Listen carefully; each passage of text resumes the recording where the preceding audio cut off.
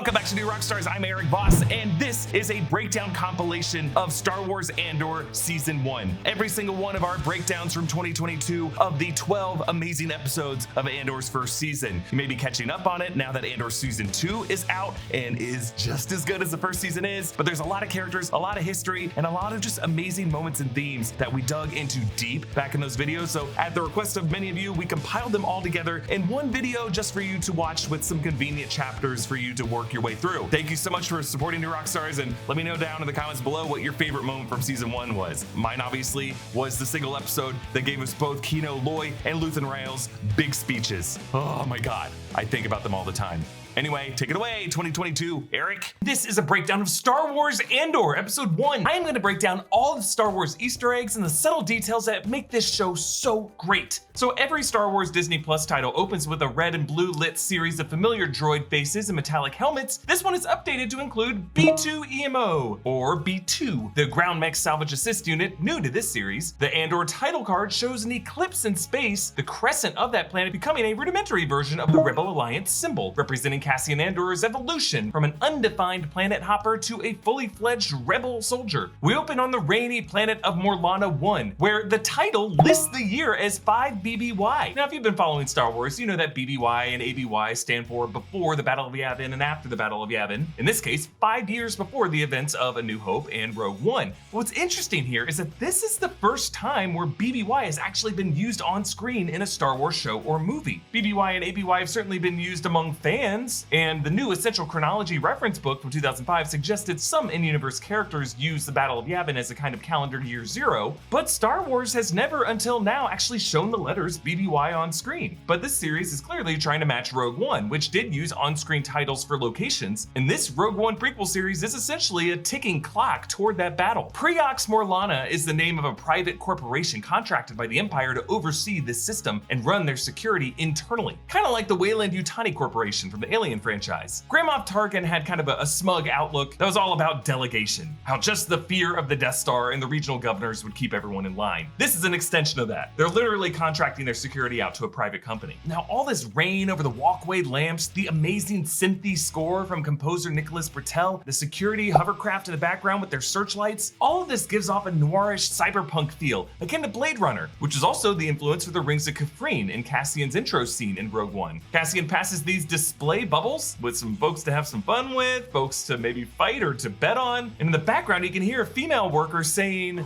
"No credit, no nonsense." Yeah, that sounds a lot like the voice of the freaking midwife droid on Polis Massa in Revenge of the Sith. According to StarWars.com, Ooba is kind of a comforting cooing sound. So one of these Morlana workers is pitching themselves with the warm bedside manner of an OBGYN. That big mean empire's so hard on you, baby. Let's relax and Ooba.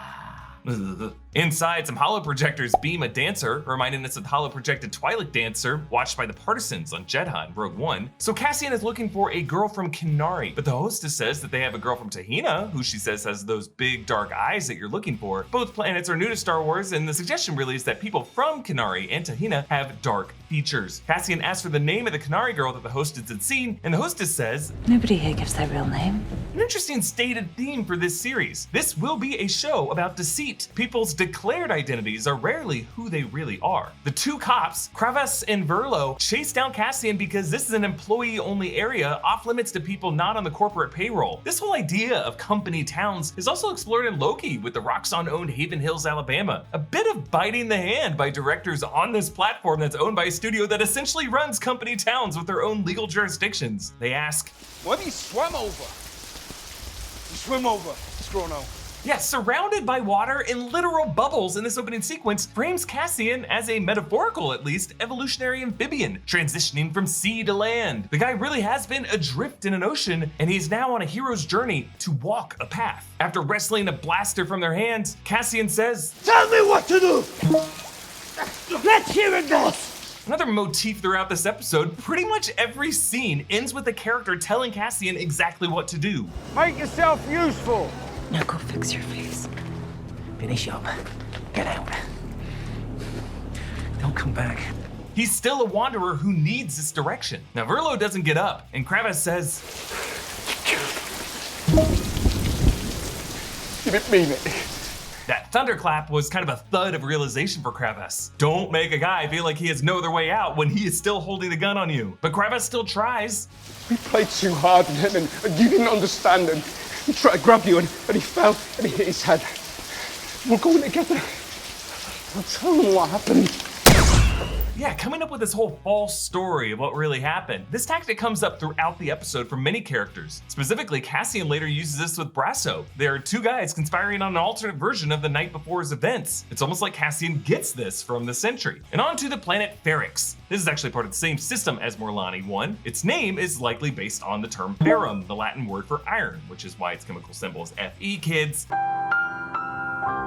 Which reflects the rusty color of this planet, the way the ground is just rusty red, and all the scrap metal of these Clone Wars era ships being broken apart to build a new fleet for the Empire. The town of Ferrix is actually a practical set, constructed in a former quarry in the UK town of Little Marlow in Buckinghamshire, giving these actors a full town to walk around in, as opposed to the LED screens of the volume that's been used in other Star Wars live action productions. Our new favorite droid of B2EMO rolls past a building with Orbesh, translating to Ferrix D something, and then beneath, speeders available. In episode 3, this will be the building where they hijack those speeders to get away. B2 stops.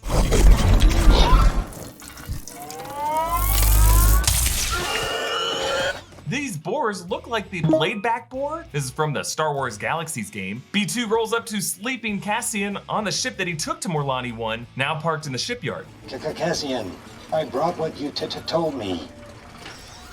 Cassian. Kassa.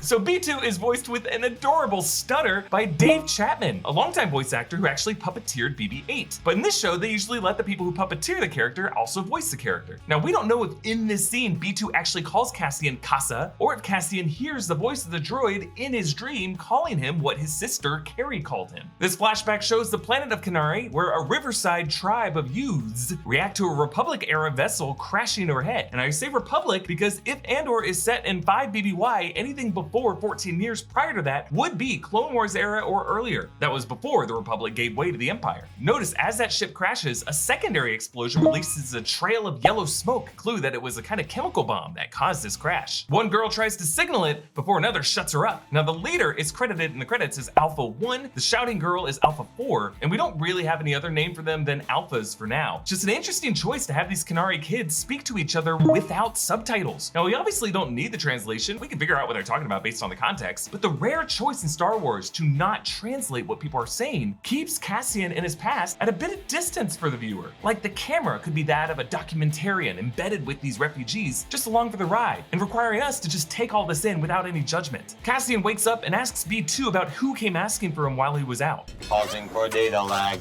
Oh, this poor beat-up old-timer, and Cassian later asks him to lie. I can lie. I have adequate power reserves. I love it. It takes a droid extra power to lie. It's just a really cool commentary on how it really takes humans more energy to lie than to just be honest. As Cassian walks into town, the camera lingers on the town's bell tower, which we will see in future episodes. Striking metal is a key way that these workers tell time and communicate in other ways. Beneath the bell tower, we can see a bulky alien walking with industrial yellow plating on its head and back, maybe an exoskeleton to lift scrap metal. We see dozens of pairs of worker gloves hanging from a wall, kind of like punch cards for these workers to check in, but there's a few empty slots. Maybe some who died recently on the job. Cassian tells Brasso to tell people that they spent the night together drinking nog. Nog and Rev Nog come up a few times in this series. Sounds like an in-universe term for homemade booze. But Brasso agrees by adding to Cassian's fake story to include a fake part explaining why Cassian would have a bruise on his cheek. Notice how pretty much everyone Cassian talks to also comments on his injury. Just a reminder that in this Empire-dominated society, any change to the routine gets noticed and must have a cover story behind it. Back in S1.E1, Deputy Inspector Cyril Karn makes a detailed report on those murders.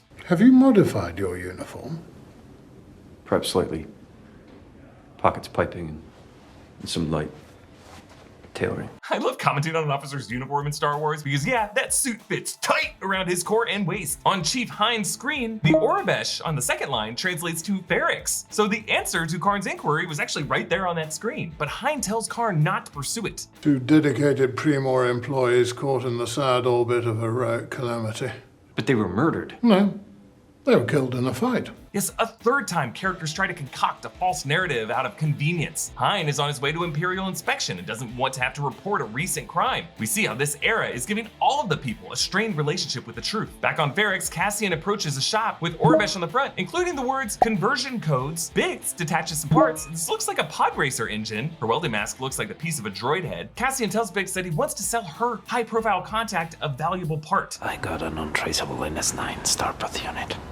Vector crystals and Imperial seal still intact. This is an Imperial navigator that shows locations and the channels that the imps use to get from place to place. Biggs' partner says, We betting on the Wobani run tomorrow. Wobani is a location of the Imperial prison where Jyn Erso is detained in Rogue One. Wobani is actually an anagram for Obi-Wan. Sounds like these salesmen bid on scrapper runs to other planets, getting in on whatever gets found. Kind of like Storage Wars. I love how much we're learning about the low-level economy of this society right now. Back on Kenari, the Alphas see more yellow smoke rising from that crash site. They stir darts and poison, prepping some blow dart guns. And these Lord of the Flies kids streak their arms and faces in ash as a kind of war paint. Back at the present, Karn makes an astro traffic control officer, kind of like an air traffic control operator, check the charts from the night before. The junior officer speculates that the unknown cruiser could be an Orlean Star Cab or a Daven. Orlean Star Cabs are old scout vessels that are mentioned in the guidebook in the 90s role-playing game. Cassian gets stopped by Nurchi, who uses Vetch to try to intimidate Cassian. He said all I needed to do was stand here.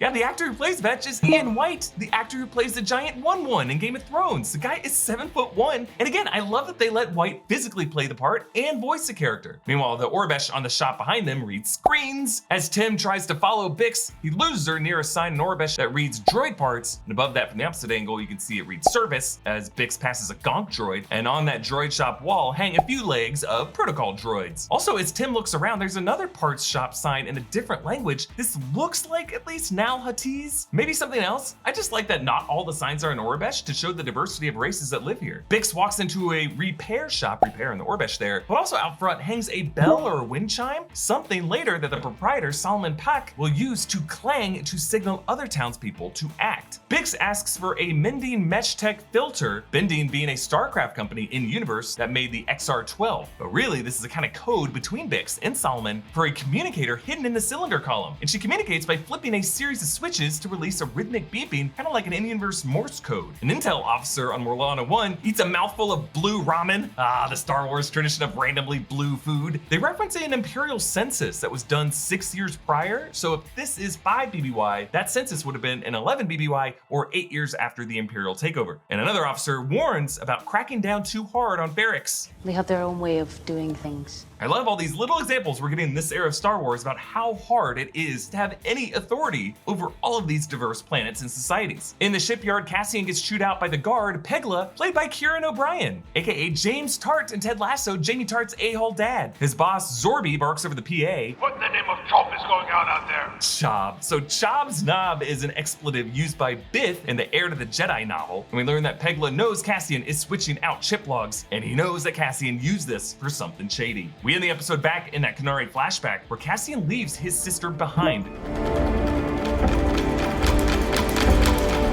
Yeah, that clacking percussion intensifies as we cut to black, as if to say Cassian's final glance at his sister is what hits him the hardest. And this is a breakdown of Star Wars Andor Episode 2. After the opening title shots, including B2EMO with the droids, and that Andor title with the Rebel sigil, notice Nicholas Bertel's music is slightly different from Episode 1 to Episode 2.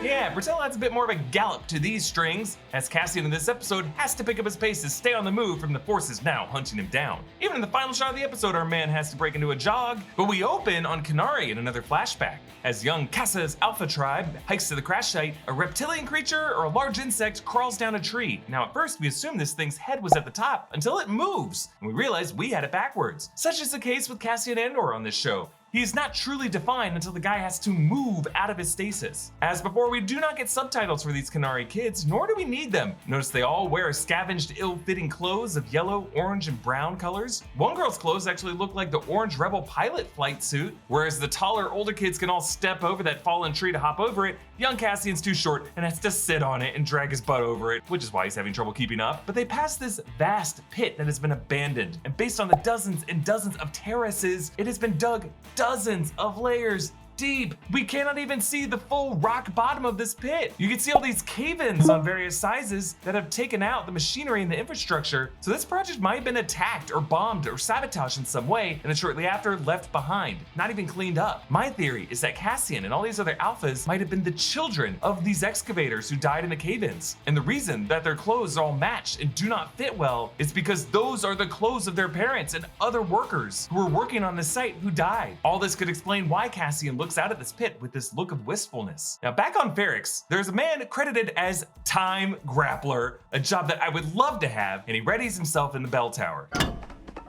I love the ring of the hammers just by setting them down on the metal of that bell. Now this Time Grappler is played by actor Neil Bell. I know, perfect name, right? But this guy actually appeared in Dune as the Sardaukar Bashar, where he got to show off his amazing vocal talent.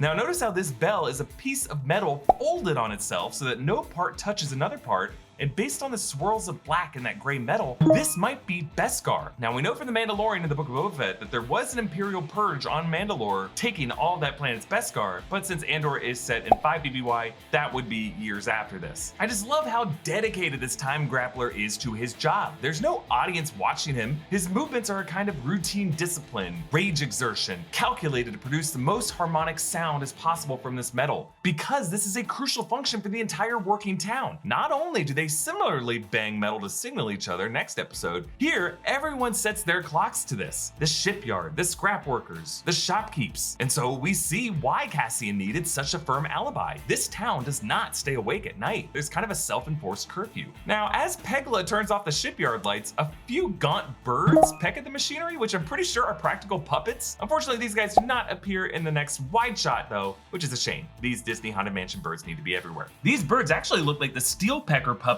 that we saw in Jakku in The Force Awakens, but with their beaks painted black. Now the ships in this yard are all familiar models. The one closest to Pegla is the cockpit of a Y-Wing painted yellow, but its back engines might not be fully intact yet. It might be because the Rebels would only now starting to be using these fighters from the Incom Corporation. Across the way on the right, painted blue and white, looks like the same model as the Bestoon Legacy, that's Ochi's starship from The Rise of Skywalker. And then in the back on the right, that looks like the VCX 100 Light Freighter, the same kind of model as the Ghost, Hera Syndulla's ship in Rebels. Now Bix and Tim see the message that Cyril Karn ordered to be flooded onto Ferrix's comms.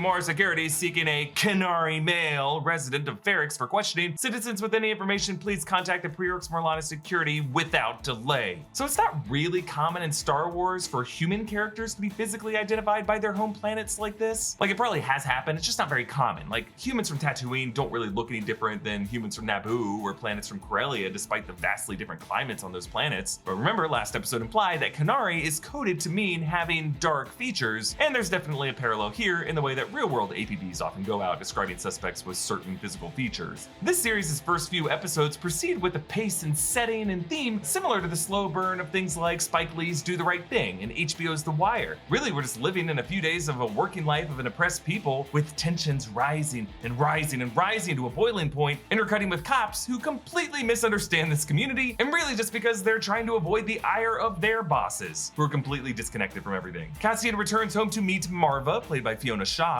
and it looks like Cassian pours himself some blue milk from a bottle. Of course, that's the Bantham milk that Aunt Beru pours in the 1977 film and shows up in Rogue One in the opening scene. Marva has B2 read aloud the security post and asks Cassian who else knows he's from Kenari. We have always said Fest. Every doc I've ever submitted has always said you were born on Fest. Have you ever said anything other than Fest? Fest is an outer rim planet first mentioned in Rogue One Visual Guide, a planet that gets savaged by the Empire, creating a kind of refugee crisis. Cassian snaps at Marva for telling close friends Jezzy and Samo that he came from Kenari, but Marva lists off all of his women. Femi, Carla, Stop! There's something they don't even know. Bubba Vix. Oh, and let's not forget Monica, Erica, Rita, Tina, Sandra, Mary, and Jessica. Now we learned that Marva's name is Marva Andor, so the name Andor came from her. In this home hang some yellow and red work gloves. These might be the ones missing from the wall last episode. Assuming they belong to Marva, this tells us that Marva had continued to work for a long time and only stopped recently when she got sick. That's explaining why she needed medicine delivered. B2 reveals Bix tried to contact him, but Cassian's comms failed, setting up Cassian insisting that B2 use comms at the end of this episode which we find out in episode 3 is quite an overcorrection. Cassian meets Bix later in a bar and thanks her for summoning her contact, and we see how he has wrapped his hand and rubs his knuckles in this moment, trying to hide the bloody knuckles he got when he fought those cops that he killed. But Tim oversees this and drunk snitches on Cassian. The screen at first reads insert credits and then call link in Orbesh. I love how that alien one phone over grumbles and turns away annoyed to have some privacy. Back on Morlana 1, the incoming screen reads wanted for questioning at the top, and then at the bottom it lists charges. And this Morlana 1 officer reads off Cassian's past charges. Insurrection, destruction of Imperial property, assault on an Imperial soldier. Now this holo-projected mugshot of Cassian seems to be a younger image of Diego Luna, either de-aged or maybe photos taken during Rogue One's production. Either way, he does not yet have the shiner that he has in these episodes. Back on Ferrix, a close-up of Tim's dinner shows more blue food. In this case, it kind of looks like blue Cheerios or like Fruit Loops, oops, all blue ones. And Karn meets Sergeant Linus Mosk, aka the Dwight Schrute of Morlana 1. Velocity in the service of inspired leadership? Is there a worthy substitute? I think not. He is played amazingly by Alex Ferns, aka the badass coal miner in Chernobyl who strips down naked to dig a runoff tunnel beneath the radiation leak. He's also Commissioner Pete Savage in The Batman. This guy's having a moment, and Linus says, I've seen it so. Half measures. The take it slow, the wait and see. It's a plague on discipline. Face your men, yourself, the rest of your life, knowing you did less than everything you possibly could. Yeah, there's a subtlest implication here that Mosk might have let an opportunity for advancement go by in the past, and he's been kicking himself ever since. And he goes on with my favorite line of this episode. There's fermenting out there, sir. Pockets of fermenting. And the best way to keep the blade sharp is to use it.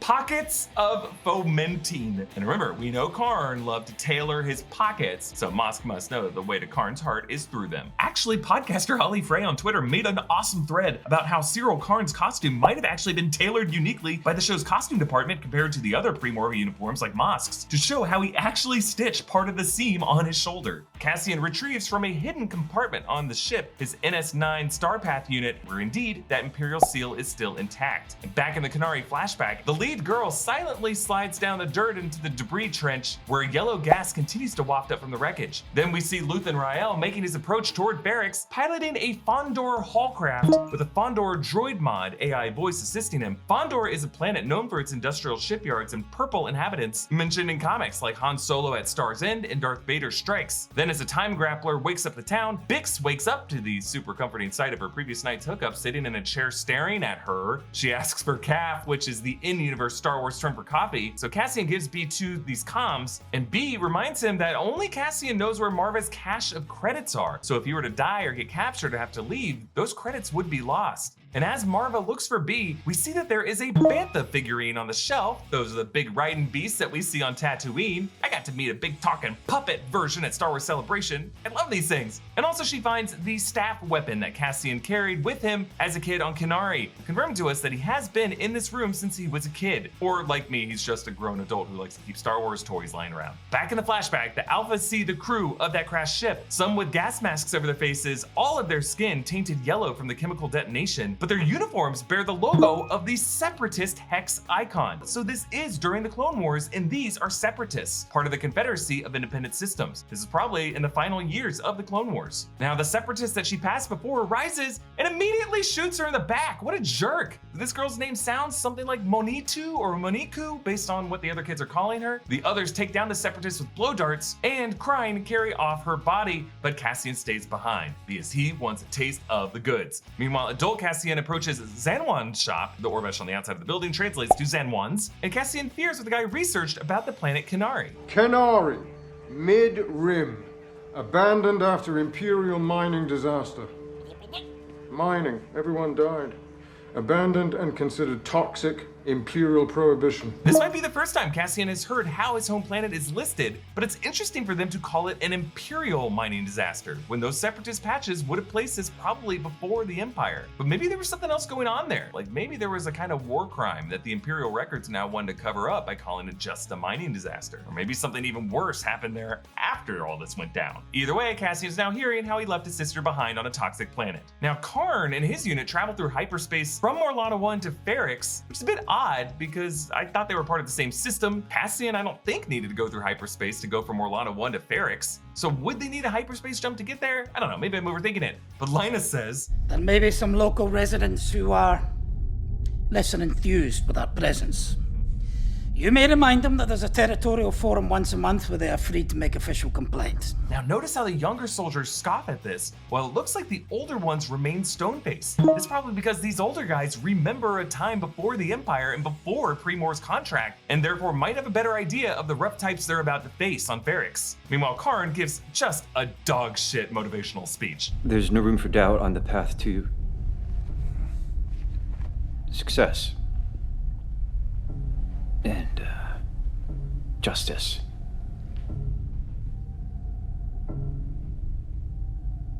Best of luck to us all. And just how bad his speech is and their lack of enthusiasm just shows how these are not trained soldiers looking for a fight. They are private security dragged into this mission that they don't really care about. Now we get this nice quiet moment on the shuttle into town when Luthen gets pulled into small talk about how they're circling the landing zone. Kind of like when you're on a flight and the guy next to you is like, oh, we're just circling LAX. This flight was so expensive. What are we paying for? This guy's name is Willie and he's played by Ron Cook. Both he and Stellan Skarsgård appeared in the show Chernobyl. Skarsgård, of course, as Sherbina and Cook as a maternity doctor. If you have not seen Chernobyl yet, it is probably the best thing that's come out on HBO in the past few years. Now, it's always interesting to hear the older characters of this era talk because they've seen so much change over their lifetimes, including Willie here. I'm old enough. I first came here to drive in across the wasteland. They had a ground carry, drive right through. That was no bargain either. You make the round trip and taste it a week later. Just nasty. Yeah, that taste he's referring to in his mouth was likely the iron powder from the Ferrix surface. And what does iron taste like? It is the taste of blood. This is at least partly why Luthen likely resents this propulsion dealer. Luthen totally would have preferred taking ground transportation, but only took this commercial shuttle to avoid suspicion. He is not disturbed by the taste of blood in one's mouth. And Willie leaves him with, if you can't find it here, it's not worth finding. And we end on the item Luthen is truly looking for, not that NS9 unit with the unbroken Imperial seal, but someone deft enough to steal something like that. Cassian Andor. And to protect himself, the blaster that Cassian carries is actually the K-16 Briar pistol from the Dark Forces game, the weapon carried by Kyle Katarn, a character that many believe actually inspired the character of Cassian Andor when they were creating him for Rogue One. This is a breakdown of Star Wars Andor Episode 3. The opening Andor title music has now evolved slightly from last episode to include composer Nicholas Bertel's percussion. This is what he uses to take us back to the Kenari flashbacks like we heard at the end of episode 1.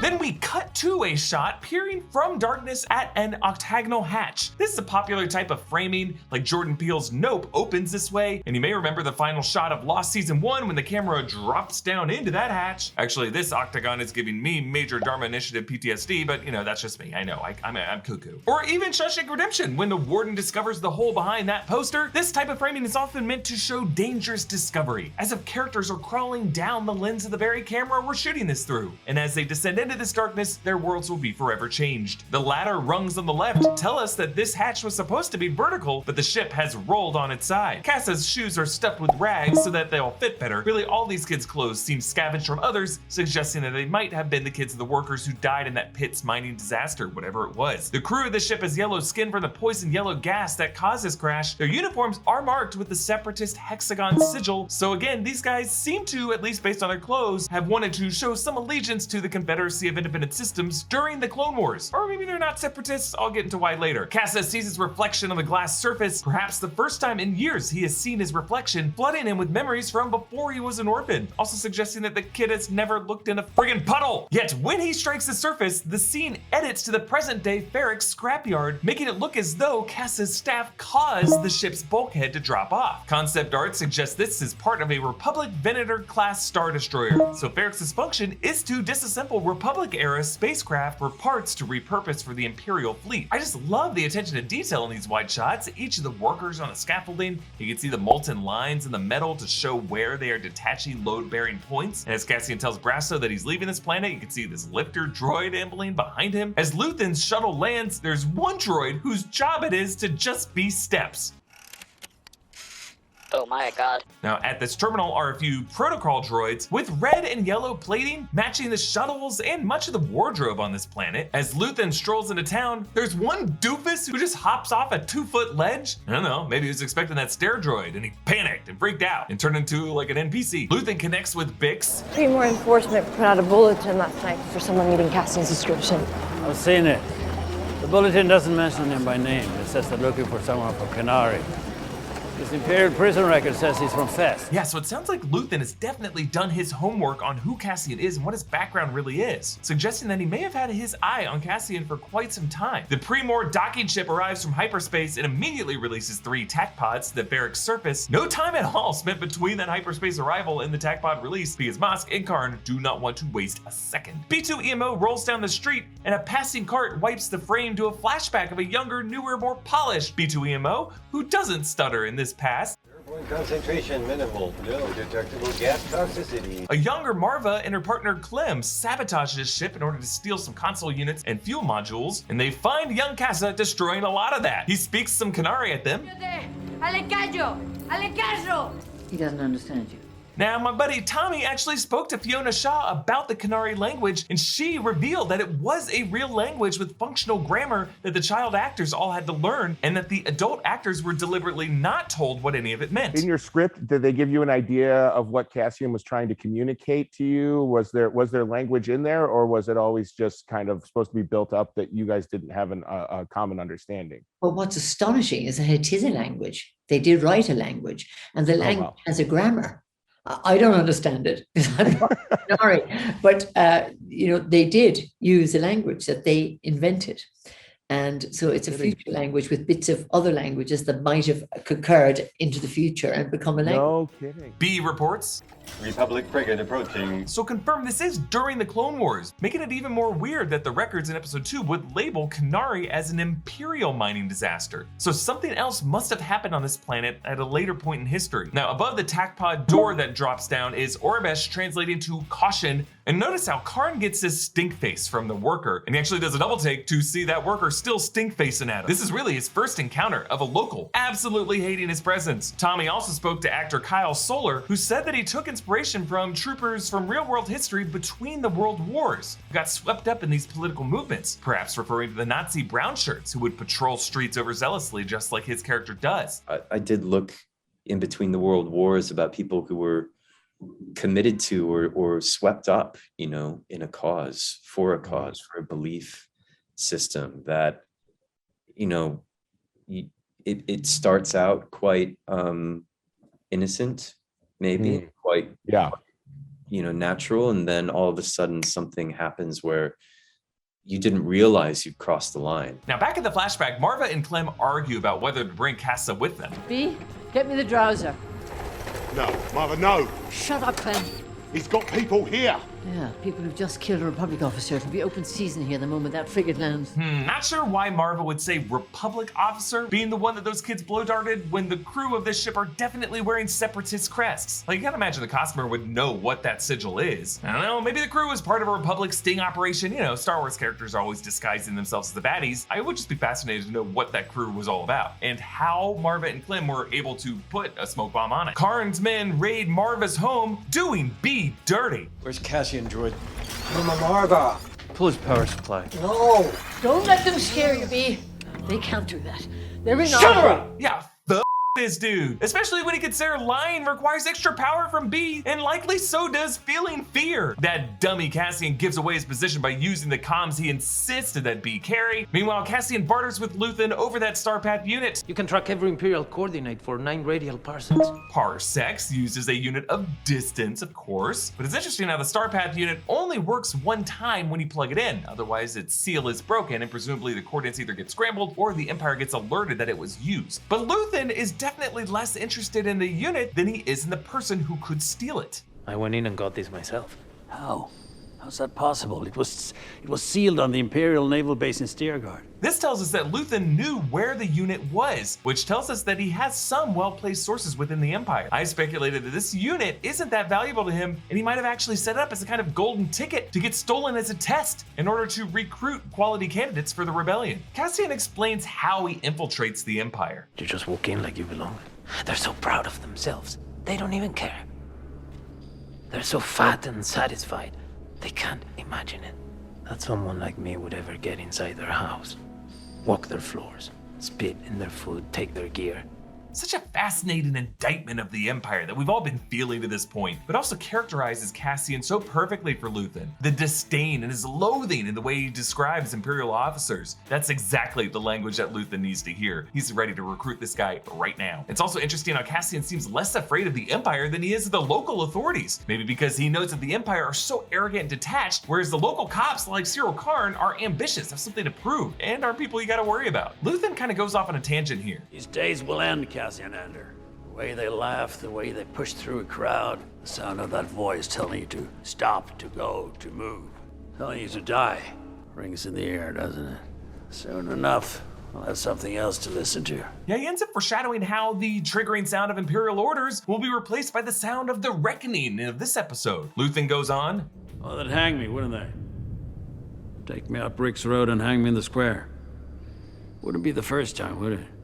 Isn't that where they hung your father? Yeah, Luthen hints that Clem, Cassian's foster father, might have been hung in the street for some unspecified crime. Again, Luthen did his homework and might have added Cassian to a short list when that actually happened. Like, think about it. Criminal children of publicly executed thieves make pretty good candidates for rebels. Solomon runs over to this metal to alert everyone else in town,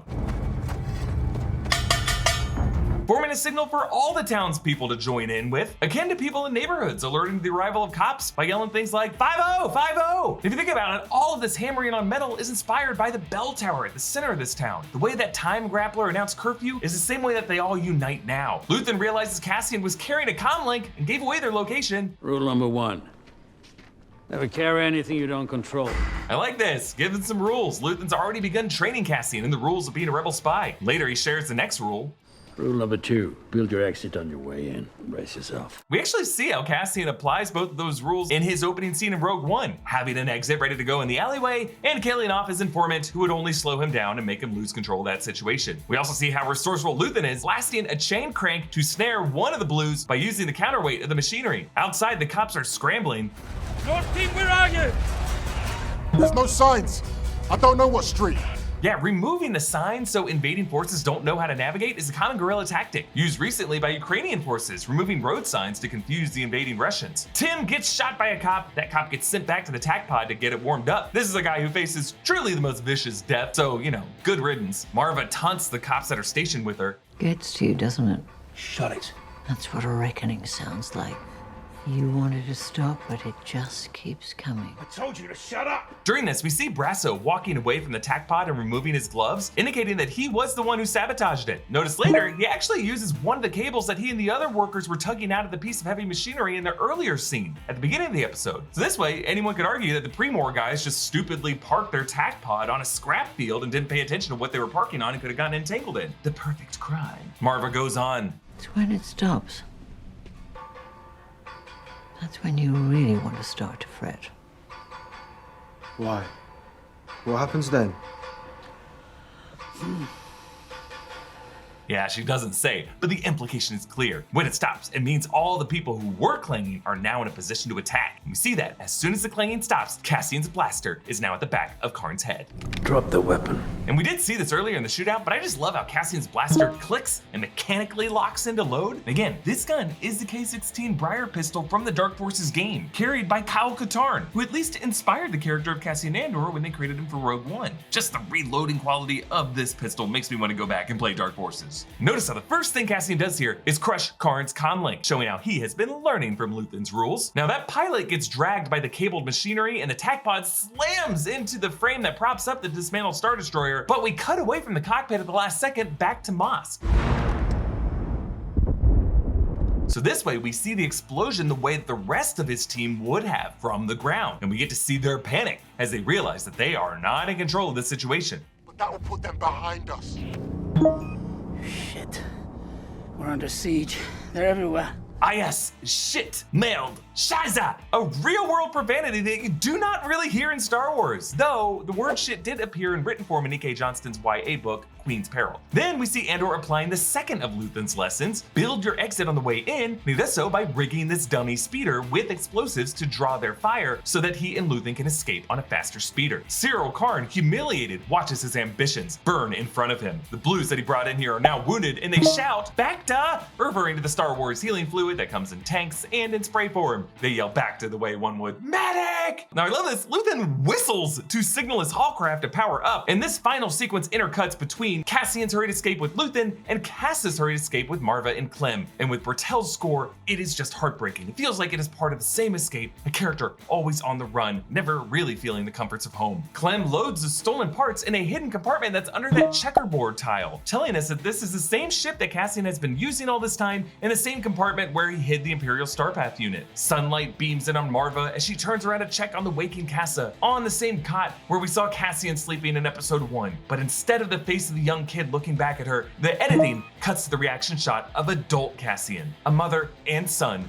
drawn back together across time. And I just love that the light glows brighter and brighter on Cassian's face, as if he's getting an extra glow from somewhere, maybe through time. The source? Well, notice that young Cass has shielded his eyes from the glare, and that glare might be coming from Marva's ornament hanging from the same spot in her cockpit where Han Solo would keep his famous golden dice in the Falcon cockpit. A glare from the prism in the center of that ornament in the same shape of a Kyber crystal, just like the one Jyn Erso kept with her in Rogue One. And yes, that ornament still appeared to hang in Marva's cockpit when Cassian was in there in episode 2, so really the most valuable thing Cassian owns might remain in the home that he just left behind. This is a breakdown of Star Wars Andor episode 4. Nicholas Bertel's opening music hits way harder for episode 4 with this intense percussion. Because now we are off of the planet Ferrix, and Cassian Andor has joined the sprint of the rebellion. Luthen sets the coordinates for the planet Aldhani. Calculations complete. Yes, the computer voice of Luthen's Fondor Hallcraft is a voice actor and sound designer David W. Collins, who's worked on a ton of Star Wars titles over the years, but I don't think he's credited on this. Bunch of bullshit. Cassian says, Been in a Fondor Hallcraft. I've flown them. Never seen one do that. Yeah, so hyperspace travel requires hyperdrives powered by molecular displacement. Not every ship has a hyperdrive, especially smaller ones, because they're pretty huge. The fact that Luthen has somehow been able to install one of these on this smaller local vessel is likely how this trickster's been able to travel planet to planet undetected. Luthen tells Cassian that there's really no point in going alone because we're dealing with the Empire here. I'll use the same rope to hang you, whether it's for a plasma coil or 20 million credits. Yes, plasma coils are parts used by the Incom Corporation, the company that builds X-Wings. Cassian speculates who Luthen is. Alliance, Sep, Guerrilla, Partisan Front, one of them. Isn't it all the same? Alliance, of course, referring to Rebel Alliance, Sep to Separatist in the Clone Wars era. Guerrilla and Partisan Front refer to Saw Gerrera's faction of rebels with more terroristic tactics. Cassian talks about his background. I fought in Mimban when I was 16. 2 years of it, straight out of prison into the mud. I'm one of 50 that survived. And who did it turn out we were fighting? Ourselves. Yes, Mimban is a bog planet, originally created for the 1977 Star Wars film and used in the 1978 novel Splinter the Mind's Eye by Alan Dean Foster, one of the earliest and best works of Star Wars expanded universe fiction. Mimban was mentioned in Clone Wars and considered for Rogue One before Jedha replaced it as a setting, and finally shown in live action in Solo: A Star Wars Story, where Han Solo fought in the Battle of Mimban as an Imperial infantry cadet. Mimban is where Han first met Chewbacca. So could Cassian have met Han or Chewie on Mimban? Maybe, but Luthen calls out that Cassian was actually a cook and maybe a deserter. You were on the ground in Mimban for 6 months. You came in as a cook. You lived because you ran. Cassian and Luthen say they were fighting themselves on Mimban. During the Empire, the campaign was actually waged against the Mimbanese Liberation Army, who was originally aided by the Republic clone troopers during the Clone Wars. So similar to United States war efforts in places like Afghanistan, the enemy are the kind of freedom fighters. Our side originally aided against a different enemy. So in a way, fighting ourselves, or at least fighting our own weapons. And again, by knowing that Cassian was a cook on Mimban, Luthen reveals how much homework he has done on this guy, and how really that Starpath unit was a kind of test for a new recruit. I didn't risk my ass for the Starpath unit. I came for you. And Luthen reveals the score: the quarterly payroll for an entire Imperial sector. A smart plan. Cut the Empire's ability to pay their forces, hit them in their wallets. Onto Coruscant. Its cityscape surface lit up from the space, but a closer look at the buildings show that the urban setting is colder, grayer, more muted in color tone than when we saw it in Revenge of the Sith and recently in Obi-Wan Kenobi flashbacks. Dedra Miro approaches the Imperial Security Bureau, the Empire's intelligence gathering sector. Major Partagaz is their superior, played amazingly by Anton Lesser, Qyburn from Game of Thrones. Supervisor Grandi reports, with the next quarter's detention estimates expected to increase across the Ryloth sector, any further erosion in local authority may require an increase in our Black Line budget. Yes, Ryloth is home to the Twi'lek species, including the Syndulla family, and 9 years before this, Cham Syndulla plotted to kill Darth Sidious and Darth Vader on the planet Ryloth and of course failed. This led to an increased Imperial presence on Ryloth that will lead to Hera Syndulla embarking on her rebel path and piloting the Ghost rebels. Meanwhile, Legret reports that mining has resumed on the occupied lands of Arvala 6. Arvala 7 is the name of the desert planet in the same system from season 1 of The Mandalorian. This is where Din Djarin finds Grogu from a gang of Niktos. Partagaz stands up and lectures that the ISB mission statement is actually wrong. Security is an illusion. You want security? Call the Navy. Launch a regiment of troopers. We are healthcare providers. We treat sickness, whether they arise from within or have come from the outside.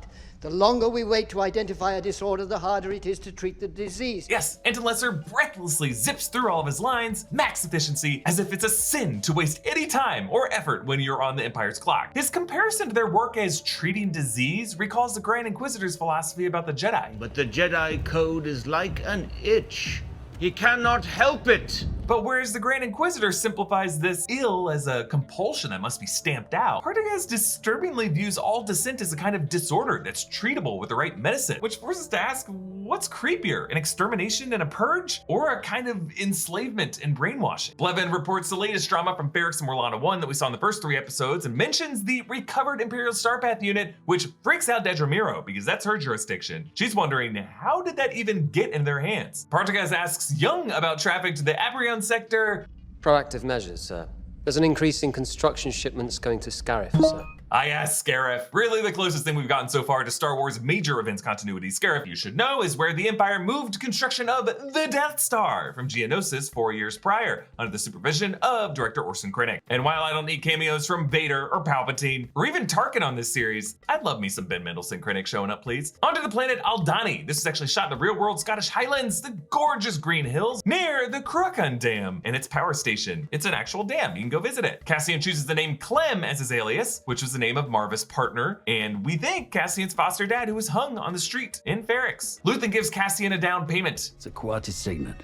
Blue Kyber, Skystone, the ancient world. Celebrates the uprising against the Rakatan invaders. So Kyber crystals are, of course, the energy crystals from Ilum and other places that are used to power lightsabers, but Luthen says this is a Quati signet. Quati refers to an ancient merchant family from Kuat, a core world run by a matriarchal society. They kind of refer to themselves by the collective pronoun of we. Much of what we know about Kuat has until now been considered legends, non-canonical, from titles like the Old Republic stories, ever since the 2015 Disney buyout. But lately, Star Wars titles have begun to recanonize certain legends elements. It's really started with Thrawn in Star Wars Rebels, one of the coolest characters from the legend stories, and it's continued on in these Star Wars Disney Plus shows with things like the Witches of Dathomir mentioned in Boba Fett. Similarly, the Rakatans were created for the Knights of the Old Republic game and were later established as the original creators of hyperdrive technology. They were an ancient race of conquerors who were wiped out by the Republic over the ages. So with this one little crystal, Andor just brought back into Star Wars canon huge sections of Star Wars lore. I feel like Tony Gilroy probably just asked Pablo Hidalgo to write a story behind this crystal, and Pablo was like,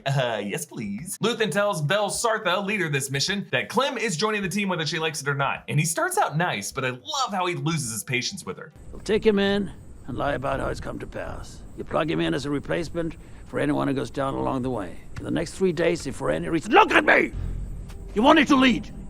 This is what he comes to. Luthen is clearly desperate for this mission to succeed and for Cassian to be a part of it. They just do such a good job in this episode establishing the stakes of this mission as a painfully arranged, timing-sensitive plot with a lot of moving parts, as if there's a number of off-screen Bothans who died to give us this information, and the window is about to close. Now, I notice Cassian has now shaved his beard using a blade, but leaving a sexy length of stubble. Now remember, since his mugshot was clean-shaven, I assume he's just worried about the recent looks he got on Ferrix, and I'm sure it has nothing to do with the actor needing different facial hair when they shot the Scotland stuff. Imperial inspectors have scored away the Primor folks, and one has to clear their trash, including a carton of what I assume contains some blue ramen, into a bin. Seriously, what is wrong with these people for leaving their workspaces a mess like that? Blevin reprimands Cyril Karn, Linus Mosk, and Chief Hind. Now before we mention how Karn tailored his uniform, you can see how there's some orange trim around the edge that aren't on the uniforms of the other two, and standing next to Hind, you can see how Hind's company badge is sewn on crooked. Blevin tells Karn, "You've rung the final bell on corporate independence. As of this morning, The Milana system is under permanent Imperial authority. Rung the final bell, especially cutting as it recalls the time grappler bell on Ferrix, the temporal epicenter of the town, and the root of how they all clanged on metal to communicate their grassroots reckoning. Vel talks about Luthen. He is something we will never discuss. When we get to camp, we're going to tell them this was my idea and we've been planning it all the while. We never mention him. Now, I assume this is a form of deniability among the rebel factions in order to protect Luthen in case any of the rebels get captured or if they flip, but this also feels a little personal between Vel and Luthen, like they might have a history. Maybe she is his daughter. She has the same hair color and the same frosty blue eyes, after all. Patrolling TIE fighters buzz past.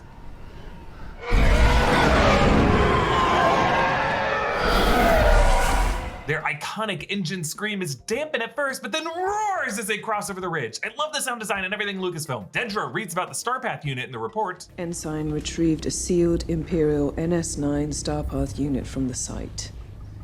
That is our box from Steerguard. Has to be. Yeah, Luthen said that the Starpath unit had been on Steerguard, so there is more to the story of how it was stolen and who Luthen's Steerguard contact might be. Despite the muted color tone of all this, Dedra keeps a small bonsai-like tree in her office, maybe a sign that there might be some goodness in her that we have yet to see. Luthen opens a hidden compartment on his ship where he changes into his wardrobe, including a wig, some beautiful purple clothes, and rings on each finger. Stellan Skarsgård just takes his great beat to emotionally reset himself. Tony Gilroy said Stellan told him it was all in the hands, and he can see that specific hand gesture that he mentioned in the interview here, which he drops and magically his character melts away. Vel's team includes Karis Nemec, Alex Lothar from the Shut Up and Dance episode of Black Mirror and The End of the World on Netflix, and Arvel Skeen, actor Imamas Bakrak, Richie from The Bear. Skeen catches Nemec sleeping. You ride with Mossy, Garbish, Saul Guerrera, fall asleep on watch, they're gonna put your head on a pike for a laugh. Yeah, he mentioned Saw Gerrera there, leader of the Rebel Partisans, our favorite from Rogue One, who will appear in a future episode. The others on the team include Teramin Barcona and Cinta Kaz. They're posing as shepherds, and they keep a pen of sheep with horns curved like bantha horns, and several of these horns per sheep. I'm so exhausted to count all the sheep stuff. Did my yawn make you yawn? I've had some of you yawn, didn't you? Cyril Karn lands at a spaceport where the announcer says over the PA,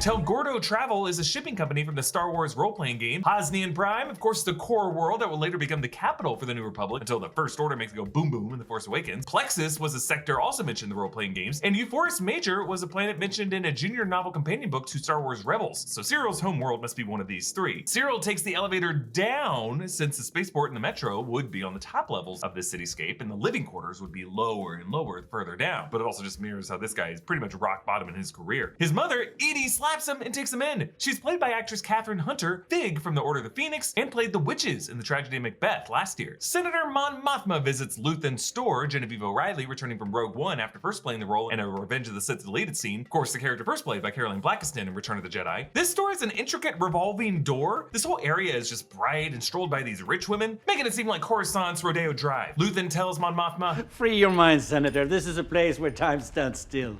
It's hard being surrounded with this much history and not be humbled by the insignificance of our daily anxiety. We often refer to the gallery as Coruscant's unofficial temple of patience." So yeah, in addition to being a front for rebel activity, this also might be Luthen's way of holding on to the past in an era when the Empire would want to tear down all other vestiges of culture, as they did with the Jedi Temple. Now, in his shop is a Kel Dor breathing apparatus, much like the one worn by Jedi Master Plo Koon. Who knows, maybe the same one. Making me wonder, Luthen, are you really gathering trophies from dead Jedi? Are you really gonna go to that extreme to keep up the facade? I think people believe you already. You're good, you're good. I also assume his Kuati Signet Kyber Crystal might have been something from this collection. He also singles out an Utapan monk cudgel, Utapau being the planet from Revenge of the Sith, where the Grand Inquisitor originated from. There's also some armor that might be old Mandalorian Beskar armor, but I don't know. Beskar would be pretty hard to come by. There's also a Twi'lek Kalikori. This is a traditional totem carried by all Twi'lek families. There are some stone tablets that have the same symbols as the keystone that Ezra got from the Loth Wolves in Rebels. There's also some Gungan shields, you know, like the ones that Jar Jar and the other Gungans used in the Battle of Naboo and Phantom Menace. And then I think that is the helmet of the Starkiller armor from Force Unleashed. But Luthen takes her in the back to talk about another artifact. Two-faced divinity, sun goddess,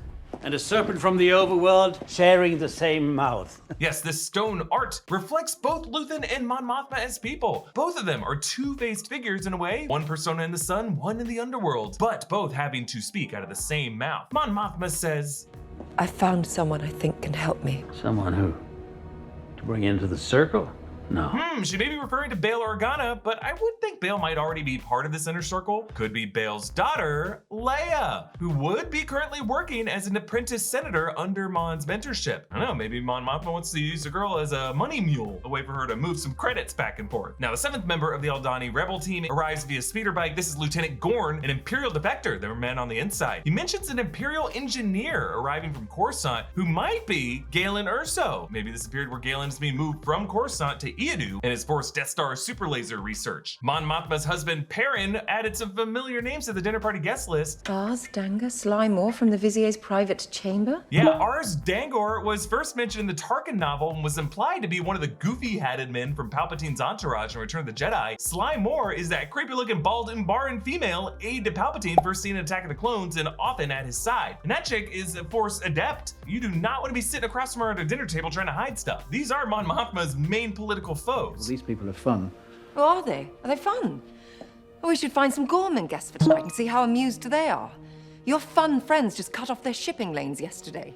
Do you know how many will starve? Gormans. Gormans are the oppressed people who will fall victim to an Imperial massacre 3 years from now. And speaking out on it will actually make Mon Mothma have to leave the Senate, turn fugitive, and publicly head the rebellion. Back in Aldhani, a model shows the dam in the valley when the Empire dammed up the sacred river. We learned that Nemec actually made this by hand. Obviously, it's not to scale. Who is this guy? Doc Brown? Take some credit. Excuse the crudity of this model. I didn't have time to build it to scale or to paint it. Gorn describes this astronomical event that they're going to use as cover. Once every 3 years, the Aldanis gather in this valley for a celestial event they call Makani Bredani, the Eye of Aldhani, but like a curtain being pulled across the sky. Until the eye, the window to the galaxy, forms over the horizon. A curtain pulled over the sky. Sounds like a classic George Lucas wipe edit, doesn't it? But it's so meaningful to use this sacred mystic event as their escape path, as if the mystics who were driven from these lands can finally have a victory over the Empire. In addition to the mission having practical stakes, it really just gives their mission deeper spiritual stakes. Dedra and Blevin take their case to Partagaz. Sir, it is my feeling that this is part of an ongoing effort to steal proprietary Imperial equipment in anticipation of an organized rebellion. I have 3 previous case files on my desk that begin to suggest a pattern. Yes, she's probably onto something, but for now, Partagaz dismisses her concerns, yet compliments her detention numbers from Sev Tak. Sev Tak is a mid-rim planet mentioned in the Darth Plagueis novel. Cassian is handed a garrison map and an Aldhani phrasebook with an Orabesh alphabet and corresponding Aldhani letters, which she's got to learn by morning. Now, since Cassian spoke Kenari for the first decade of his life, do we really know if he can read Orabesh that well, let alone translate to Aldhani? I mean, something tells me that Luthen totally lied about those 3 languages that Cassian could speak. I don't know, maybe I'm just reading into that Leah Michelle look on his face. This is a breakdown of Star Wars Andor Episode 5, The Axe Forgets. Composer Nicholas Bertel's music continues to evolve over the titles, episode by episode, this time adding some piano notes to the mix.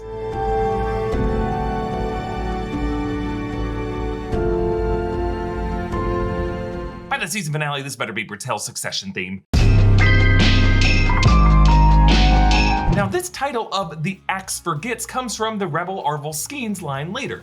The axe forgets, but the tree remembers. He's referring to how oppressors tend to forget their crimes, but the wounded never forget. And despite this episode focusing so much on the victims of the Empire, it's not titled The Tree Remembers, and I think it's because we are all axes and trees in different ways to different people. We tend to remember how we've been scarred, but not the scars that we leave on others. Cassian Andor, for example, totally a victim, a tree scarred in his own ways, but also an axe in others. And one of the victims of his cutting, Cyril Karn, a tree deeply scarred. And that's who we start with this episode. Sunlight briefly beams in before fading on his face. It was implied from that spaceport scene last episode that this Metropolitan world could be Hosnian Prime, future capital of the New Republic after the Empire falls. And if so, a blinding light in the sky of this planet totally foreshadows the apocalyptic end of Hosnian Prime by the First Order. Maybe too, a destined doom for Karn, disguised as a heavenly spotlight. Each storyline this episode begins with a kind of breakfast. And on the table of this breakfast are some fruits that look like Melurun, the fruit popular from Rebels and the Book of Boba Fett, but these fruits are smaller than they are in the Book of Boba Fett. They actually look more like real-world Kiwano melons. His mother, Edie, played by Catherine Hunter, Fig from Order of the Phoenix, and the witches from the Tragedy of Macbeth, pours him cereal with blue bantha milk in this puffed cereal that kind of looks like Oops All Berries. He holds one and stares at it, probably wishing he were on a doomed space station in this shape instead of here with his mom. She nags, "You're slouching.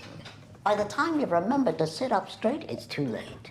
You might as well wear a sign that says, 'I promised to disappoint you. Yeah, this is a real trigger for the moody boys of this episode. Shoulders back.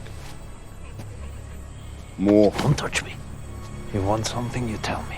Cyril spends time staring at Cassian's mugshot, and I think these two are on parallel trajectories. Because if you think about it, the only real prospect available to Cyril at this point, through his Uncle Harlow, might be the rebellion. Something Cyril might try out as a way to get closer to Cassian. We could totally imagine a scenario where these two are on a mission together and then, whoa, because as Vel later says, Everyone has their own rebellion. Cassian wakes up to find Skeen going through his stuff, including his K-19 Briar pistol, the same blaster used by Kyle Katarn in the Dark Forces game, and that corporate blaster that Cassian got from the Pre-Mor cops in episode 1. As Cassian approaches, his eyes drop to Skeen's tattoo. Great head. What about this? By the hand. Yes, Skeen's chest tattoo has a barcode, meaning this is some kind of prison registry. And Crate Head is a reference to the Crate Dragon, which might have been Skeen's prison gang. Now, By the Hand could be a nod to the Path of the Open Hand from Tessa Gratton and Justina Ireland's new Path of Deceit from the High Republic series, published literally this week. But Lucasfilm probably had outlines of it for months now. This story follows a culty Nihil gang who believe the Force should no longer be used. Don't just hands, there's also a group of Palpatine operatives from Legends called the Emperor's Hand. Mara Jade, Luke Skywalker's wife, was a member of it, and the Rebels episode Legacy of Mandalore confirmed this group exists in canon, even if Mara Jade remains non-canon for now. It would be crazy for Skeen to be involved in either of these groups. I think he may have just gotten this tattoo as a reference to the Nihil ideology. Skeen asks Cassian how he knows these. So where were you? Sipo. Youth Center. 3 years, I was 13 when I went in. They built a lot of cages, huh? The axe forgets, but the tree remembers. Now it's our turn to do the chopping.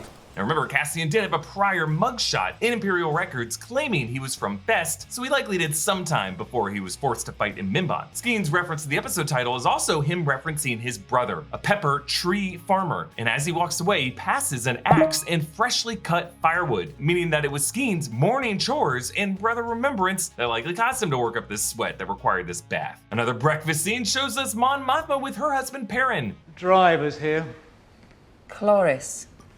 You know his name. Yeah, I love the subtextual storytelling there. Mon has a new driver who has been spying on her. But the fact that Perrin doesn't know the new driver suggests that he's completely removed from the spycraft. He's super ignorant. But also we learn they have a daughter, Lita, who changes the routine and says that daddy's taking me to school today. The point is, we have a schedule, the driver's waiting, I've planned on this and we're going. You're only doing it to show off.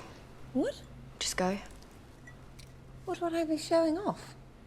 You're involved somehow. Yeah, Mon's planned routine likely involved her using this schedule to connect with her rebel contacts. Every move she makes has to be carefully planned, so Lita altering the schedule mucks all that up. Indeed, Mon Mothma is using this girl for show, but for more than just political posturing, but to truly have a convincing cover identity for the Empire who is watching her. It's also pretty sad to think that when Mon Mothma goes on the lam to publicly join the rebellion following the Gorman massacre, she will be leaving behind a daughter. Nemik pours Cassian his breakfast. Tray milk. You can live on it. You may question her existence after a few days. Memorable, isn't it? Yeah, Nemik is obsessed with memorable, true moments because he believes the Empire is brainwashing everyone. This series has been so concerned with an Imperial Starpath unit, but Nemik shows Cassian an old Starpath unit. Old and true and sturdy. One of the best navigational tools ever built. Can't be jammed or intercepted. Something breaks, you can fix it yourself. Hard to learn. Yes, but once you've mastered it, you're free. This prop is actually the backside of a Polaroid SX70 camera from 1972, and I love that they use an early 70s appliance to harken back to the beat-up analog tech look from the 1977 Star Wars film. They use a super analog camera, something that literally prints the photograph on film in your hand, basically the oldest type of practical working camera that we'd have in our world. Nemik rants. There's a growing list of things we've known and forgotten, things they've pushed us to forget. Things like freedom. Nemik sees oppression everywhere. Yeah, Nemik explains the psychology of the Empire's fascist control. By using Imperial technology, people have allowed themselves to become enslaved. Also notice during the scene how Cassian observes how Skeen is drinking with his left hand. This is the moment that Cassian registers all of their handedness. Like later when he says Nemik favors his right but shoots with his left, Nemik in this scene holds his Starpath in his right hand but keeps his true moral compass, his manifesto, in his left. But Nemik goes on. The pace of repression outstrips our ability to understand it, and that is the real trick of the Imperial thought machine. It's easier to hide behind 40 atrocities than a single incident.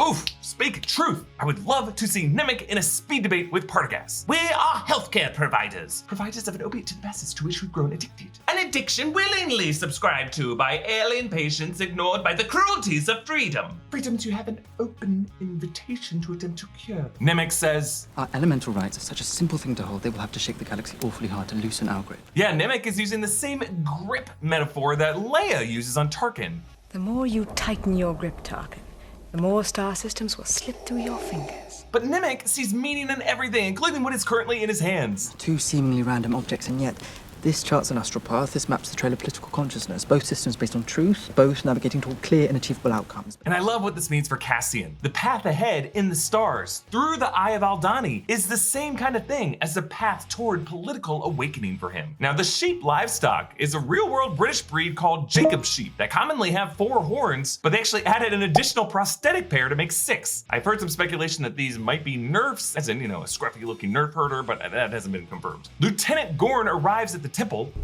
What's this? Target practice? Yes, we learn later this episode that he fell in love with a local woman. His discipline in this case is truly rooted in genuine respect for the Aldhani's sacred sites. Back on Ferrix, Supervisor Blevin oversees a cleanup from Karn's mess back in episode 3, appointing Captain Tigo as the prefect, giving him the hotel as his new Imperial headquarters, which includes his laundry device with a garment bag. I assume it is Willie's, because you know that guy probably paid an arm and a leg for dry cleaning. An Imperial CPH patrol speeder bike floats up to the left. We actually first saw one of these chasing Han and Kira on Corellia in Solo, a Star Wars story, and as the Imperials march past, the editing perfectly syncs with the Aldhani rebels marching to practice looking like these Imperials. Cassian proves he knows what hand they all shoot with and suggests to switch formation so that their guns are on the outside. I assume next episode is gonna be pretty important on the mission. And then a TIE fighter buzzes past and it reappears over the crest, doing a really low flyover.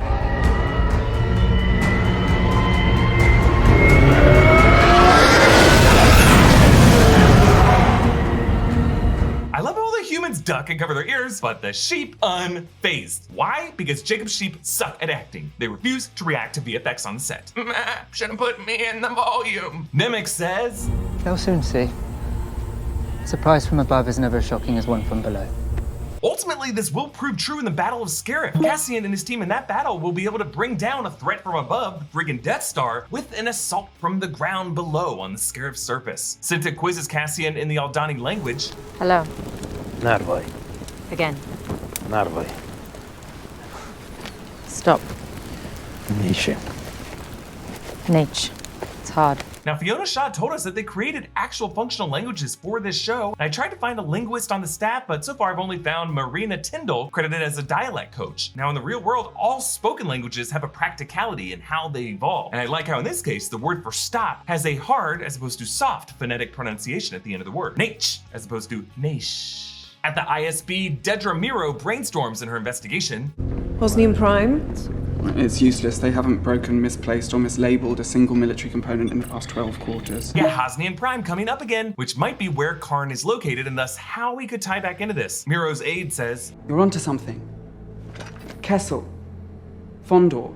Targeting consoles from Jakku, proton warheads from Base K, the Steerguard star path. So these are all the past cases that Dedra Miro's been trying to connect. Kessel could refer to the events of Solo, a Star Wars story, where Han and his crew stole coaxium, that starship fuel, from the pikes on Kessel, which ended up in the hands of the rebel group, the Cloud Riders. One of the Cloud Riders is Benthic Two Tubes, brother to Edrio Two Tubes, member of Saw Gerrera's partisans. And based on a shot in one of the late Andor trailers, Edrio will appear later in the season. Fondor is a shipyard planet seen in Battlefront 2, from which Luthen got his Fondor Hallcraft, which remember is mysteriously equipped with a hyperdrive. Jakku is a desert planet from The Force Awakens, future setting of the Battle of Jakku and where Rey grew up, and decades before this series, Palpatine began an archaeological dig on Jakku, all to prep for his later Sith Observatory, from which he will post-mortem orchestrate his Operation Cinder contingency plan to scorch all planets. Proton warheads go on the tip of proton torpedoes, and of course Steerguard, where the Starpath unit was taken. Saw Gerrera is at least benefiting from all these incidents, but as someone in hiding anyway, way, I don't think he really cares if the Empire finds out what he does. He might even prefer it because he's like a terrorist. Instead, I think Dedra's investigation is gonna lead to Luthen, who said this episode that he hasn't really been careful, and I think when he gets exposed, that's gonna force Mon Mothma to cut him off to maintain her deception and her status in the Senate. Gorn reprimands his men. With an engineering officer from Coruscant arriving today and in our business. Yeah, another reference to this Coruscant engineer, whom I think we see arriving in that Imperial shuttle later on. Whoever this is, it couldn't be a major wrinkle in their mission. Maybe a VIP that the rebels have to choose whether or not to assassinate or stay focused on their mission. Or if they have some bigger booms planned for this dam, a dead VIP that's gonna make this mission an even bigger blip for the Empire. Skeen rages about the crystal. Kyber, Sky Kyber. Get a stone worth 30,000 credits? Yeah, Skeen is lowballing it. Luthen said not to take less than 50,000 for this crystal. But Vel quells the feud, yet still, Cassian comes to explain to them. I'm here for the money. You can't live with that? I'm not worth it? I'll walk away and wish you luck. So by telling them all the truth, Cassian just lays down their cards so that they know his motives. Perrin challenges Mon Mothma about not telling him about this new charity foundation, which she probably hid from her husband, because this is how she's gonna move some rebel funds around. Skeen reveals to Cassian what his personal rebellion is. His brother was a pepper tree farmer whose land was flooded by an Imperial prefect, and his brother drowned himself. So how's cousin gonna make the Jardinera without some bell peppers? But this revelation also gives greater weight for Skeen to attack this Imperial dam. This dam dammed a sacred river and flooded a valley, displacing thousands of farmers. So in every single one of those farmers, Skeen will see his brother. It might get hard for him to not get emotional tomorrow. Vel splits off with Cinta on a side part of the mission that they won't tell Cassian. As the two women of the group, maybe there's some role to play as Aldhani priestesses, maybe as friends of the Commandant's wife that got mentioned earlier. But remember, there was a little moment earlier where Cinta said that she rigged the charges that they're gonna use in some way in this mission. So maybe they could be on their own suicide mission to blow this dam after Cassian departs it, leaving him as a sole survivor with the payload. And that's why it was so important for Luthen to have him on this mission. And actually, if you think about it, it could be an even bigger deal than he thought when he insisted on piloting the freighter earlier, back when he shamed them for not knowing how to calibrate the weight. Because by moving himself in the pilot position and telling Vel you'll still get the credit for it, he might have accidentally shifted the roles around so that Vel would stay behind. Maybe, we'll see how it goes. In Luthen's shop, on the shelf behind him are some big Easter eggs. And I mean big, because those Jedi and Sith holocrons are way larger than they are when we see them elsewhere in Star Wars titles. So I don't know if these are real holocrons, they may just be enlarged replicas of them, but I don't know why they would have replicas of these things. It's not like they're widely known. But even crazier than these, beside them to the right are the Sankara stones from Indiana Jones and the Temple of Doom. Now this isn't the only broader Lucasfilm family cameos. The final shot shows 3 carbonite plates. We saw them better last episode in the interior shot. The outermost one shows Indiana Jones' whip. Beneath that, frozen in carbonite, is the golden idol from the Temple and Raiders. And beneath that, frozen in carbonite, are Indiana Jones' famous Alden boots. And there is a long history of Star Wars and Indiana Jones referencing each other. R2 and 3PO are among the hieroglyphics by the Ark of the Covenant. Shanghai's Club Obi-Wan and Temple of Doom. A barrel on the boat in The Last Crusade with a Portuguese word for carbonite. The golden idol cameos among Dryden Voss's items in Solo Star Wars Story, and various shared sound effects from the Lucasfilm archives. Sometimes Easter eggs are just meant to be fun. Like, I don't think we're meant to read too much into Luthen having the Lothal tablets, or Plo Koon's mask, or the Starkiller armor. When it comes to how important these Easter eggs are, it really just depends on the director, because when Dave Filoni includes Easter eggs in his Star Wars titles, I think he wants us to be like Dedra's aide. It's too random to be random. This is a breakdown of Star Wars Andor, Episode 6, The Eye. Seriously, one of my favorite Star Wars anythings. And there's so many subtle details that went into making it so great. I'm gonna break it all down for you. The episode opens with Nemik pouring Cassian some calf. Cassian has to hug his Aldhani coat tight around him because, as we see later, it doesn't really fit him properly. Since he was a late addition, they had to work with what they had. Nemik worries that he couldn't sleep the night before the mission because his galaxy brain was too preoccupied. Struggling to understand why my faith doesn't calm me. I believe in something. Why am I so unsettled? I mean, you have nothing. You sleep like a stone. As a story of war from the point of view of those on the front lines, this echoes the quiet rest period in Saving Private Ryan when the soldiers discussed how to fall asleep. And now he does it. What's that? Falls asleep like that. I mean, look at him. The guy's lights out, the minute his head hits the back. Clear conscience. Yeah, what's it saying? If God's on our side, who the hell could be on theirs? If God be for us, who could be against us? That scene continues with the heartbreaking monologue from the medic, Wade, who says that his trick to falling asleep was trying to stay awake, like he as a kid would do, trying to wait for his mother to come home. Wade and Nemik are parallel figures when you think about it. Young, morally pure, Wade inscribing Carpazzo's letter like how Nemik inscribes his manifesto, both these two young guys becoming sort of martyrs. Nemik says he wrote about Cassian the night before. The role of mercenaries in the galactic struggle for freedom. My conclusion is simple. Weapons are tools. Those that use them are, by extension, functional assets that we must use to our best advantage. The Empire has no moral boundaries. Why should we not take hold of every chance we can? And if you think about it, since this would be Nemik's final entry of his manifesto, for anyone who reads this text in the future, it will have a greater significance as his closing statement. That is, of course, unless Cassian were to continue to write in it like Frodo does to finish Bilbo's story, but I really hope he doesn't. Let this Thomas Paine Karl Marx's message inspire the rebellion unabridged. Really, one could imagine this manifesto enlightening Mon Mothma's Senate mentee, Leia Organa, inspiring her to one day accept the self-interested Han Solo. Cassian tells Nemik, "You'll sleep when it's done." Yes, a grim foreshadowing of how Nemik will end this episode, finally able to rest. Gorn's supervisor, Corporal J-Hold Biaz, generalizes the Donnies to his guest, the Imperial engineer from Coruscant, Colonel Pettigar. He says that they've subjugated these pilgrims by overwhelming them with choices, setting up comfort units along their pilgrimage with drinks to stray them off their path. And while that may have worked for many of them, the true believers don't want his pelts. They just go along with this exchange to witness the Eye of Aldhani from their sacred temple. This whole idea of trading pelts definitely mirrors the trade European colonizers would make with American indigenous tribes, pelts for land, but later we learn that this tribe burns the pelts, not trusting them. In the control room, the technician's screen shows the orbit of the planet as it moved into the crystalline belt that causes this shower, and it has the same design interface as the screens in A New Hope that shows the Death Star's orbit into position. As J-Hold and Pettigar sip their cap together, notice how J-Hold's uniform looks like it's been tailored compared to Pettigar's and Gorn's. It's got a wider black collar and black extensions on the sleeves to match with his black gloves. Like Cyril Karn, this guy has custom tailored his suit, but in J-Hold's case to take it out some so that it will fit, as his wife Roboda suggested. Perhaps you've expanded? Gorn tells J-Hold, "I've brought in 30 sentries from Alkenzi. I'll have them close at hand to supervise. I've sent our best men to the perimeters for insurance." Yeah, so Gorn sent away the sharpest guards from the vault to leave it more vulnerable. Skeen tells Cassian about Termin's past. He was a stormtrooper. Should have been here when Cinta found out. They slaughtered our whole family. Though, can we really trust Skeen? Especially since Termin seemed less experienced than Cassian when it came to which side to march on last episode? I'm just saying it's possible Skeen might have told Cassian this to create some future division in the ranks that he could exploit. As Vel and Cinta uncover this aquatic propeller, the first crystal shoots overhead.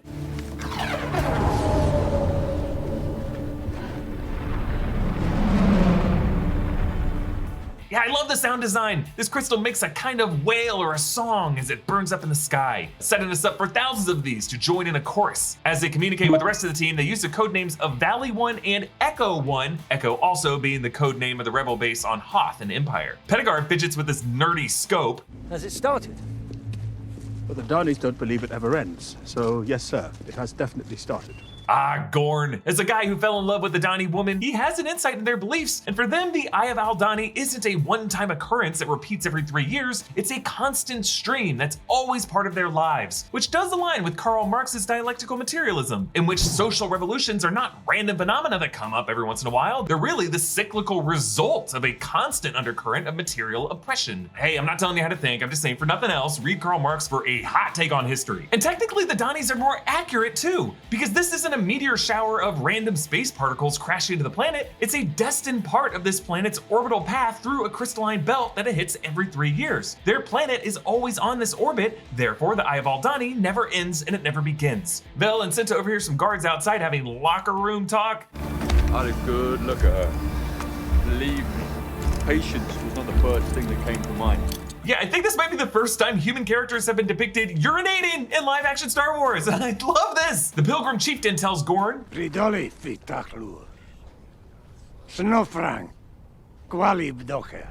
Yeah, I love the way this is worded. It's a greeting, but it also carries a backhanded subtext. Find some good within you. And I love how Gorn later uses this as a translation of the chieftain's threat to Biaz.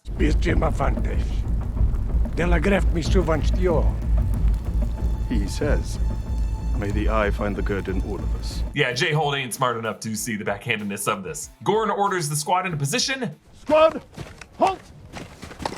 Yeah, Skeen totally bumps Tarim in there. They're not the tightest operation, but also remember, Skeen is looking for a chance to bump them each off. So the squad makes their move. They take the family hostage. There's a quick shot that shows Nemik shaking, and Pettigar notices this and pulls the blaster on him. Pettigar demands to release the boy, but in response, Skeen shoves the rifle harder into that kid's head. It's a really quick shot, and they only show it for like half a second, because yeah, that's a pretty insane thing to show. But the fact that it's included at all is just another sign that Skeen is not the nicest guy on this crew. Tarim backhands J-Hold J-Hold. Well deserved after J-Hold's earlier threat to show his son the back of his hand. This whole mission intercuts with the Donnies by their bonfire and their musical chanting, which is their way of welcoming the celestial event, but it also has the effect of raising the tension back in the base with this natural ticking clock. All the music that Nicholas Bertel composed for this episode is just so intense. I feel like all this was his version of Hans Zimmer's docking sequence music from Interstellar, so that by the end of it, you're just like, yes, let's go! But the Donnie chant ends with them covering their bonfire so that they can better see the sky. The lights are being snuffed, paralleling the darkest minutes of the mission inside, and then minutes later, lights flood the sky in the shower to represent the return of hope. Back in the vault, the guards are playing cards, saying words like Hexpa, Hexa, Hoxla. The Hex prefix, I assume, connected to the cards being six-sided. Sabak uses six-sided cards, but those cards are longer. This might be a Sabak variant. Terraman tosses Skeen a DLT-19 blaster rifle. Fateful choice for him, because he later tells Skeen to cover him with this, and Skeen doesn't, despite this rifle actually allowing more rapid fire. Skeen only fires one shot to cover Terraman later. J-Hold says they won't be able to unlock the credits inside the vault because it requires a signal from Alkinzi, but Gorn is definitely able to blow the locks off the stacks. So this might have been something the authorities from Alkinzi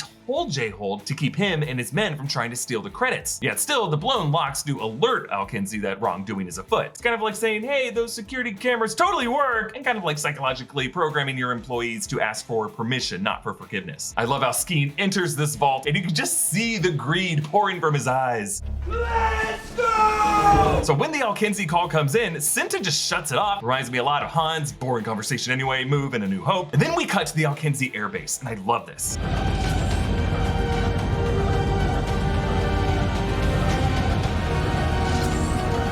Yeah, this might be my favorite shot of the episode. The practical set, the TIE fighters hanging from above, and a catwalk that leads to each. There's a Lambda-class shuttle parked in the hangar below them, and of course we hear the classic Star Wars klaxon alarm siren blaring. And with that night sky lit up from behind, we see a pilot climbing down to the cockpit. And I think this is so great because so many other Star Wars aerial battles just showed TIE fighters swarming in from out of nowhere like locusts. So instead here, we start the battle with each of these Imperial pilots individually climbing in their cockpits, humanizing this enemy, and they do this in front of the same sky that the rest of the characters are seeing, giving us a sense of their proximity and raising our sense of dread. And throughout this sequence, we continue to intercut with these TIE pilots, including them turning on their targeting displays. Yes, this is the same sound effect used in Vader's cockpit in the trench run. Back in the vault, a shootout ensues. Kimsey shoots Gorn, Cassian shoots Kimsey, Skeen again intentionally fails to cover Terraman, Cassian launches a trawler, and those heavy credits injure and paralyze Nemik. And I don't think there's ever been a better Marxist metaphor for the crushing weight of capital. From inside the control room, Roboda and Lennart watch the trawler jet off toward the opening of the eye. And indeed, the sky does look like an eye, the streaming crystals looking like the iris of it. This eye representing the rebels' ability to see the path forward, but also a terrifying eye of the Empire that is now upon them. But on a spiritual level, it does represent a giant godly eye, an eye that judges all of these characters equally. With Nemik injured, Vel has to hit him with a med spike, basically a shot of adrenaline, so that Nemik can read off his old school Starpath unit that again is made out of a 70s Polaroid camera. I love it. This is the one that Nemik said could never be corrupted. And we hear more classic trench run sounds from the TIE cockpit. But the sound it makes when it gets locked on target gets stalled because their sensors are glitching from the celestial event. Nemik was right. His untethered navigator saves them here. And notice how his tech locks in. Climb! Climb! Yes, climb! Climb is the last word that K2SO will say to Cassian during the Battle of Scarif. Climb! Climb! Nemik's able to give them just the right vector so that they're able to evade the shower, the crystals cracking the shielding on their trawler, but completely obliterating the 3 TIE fighters.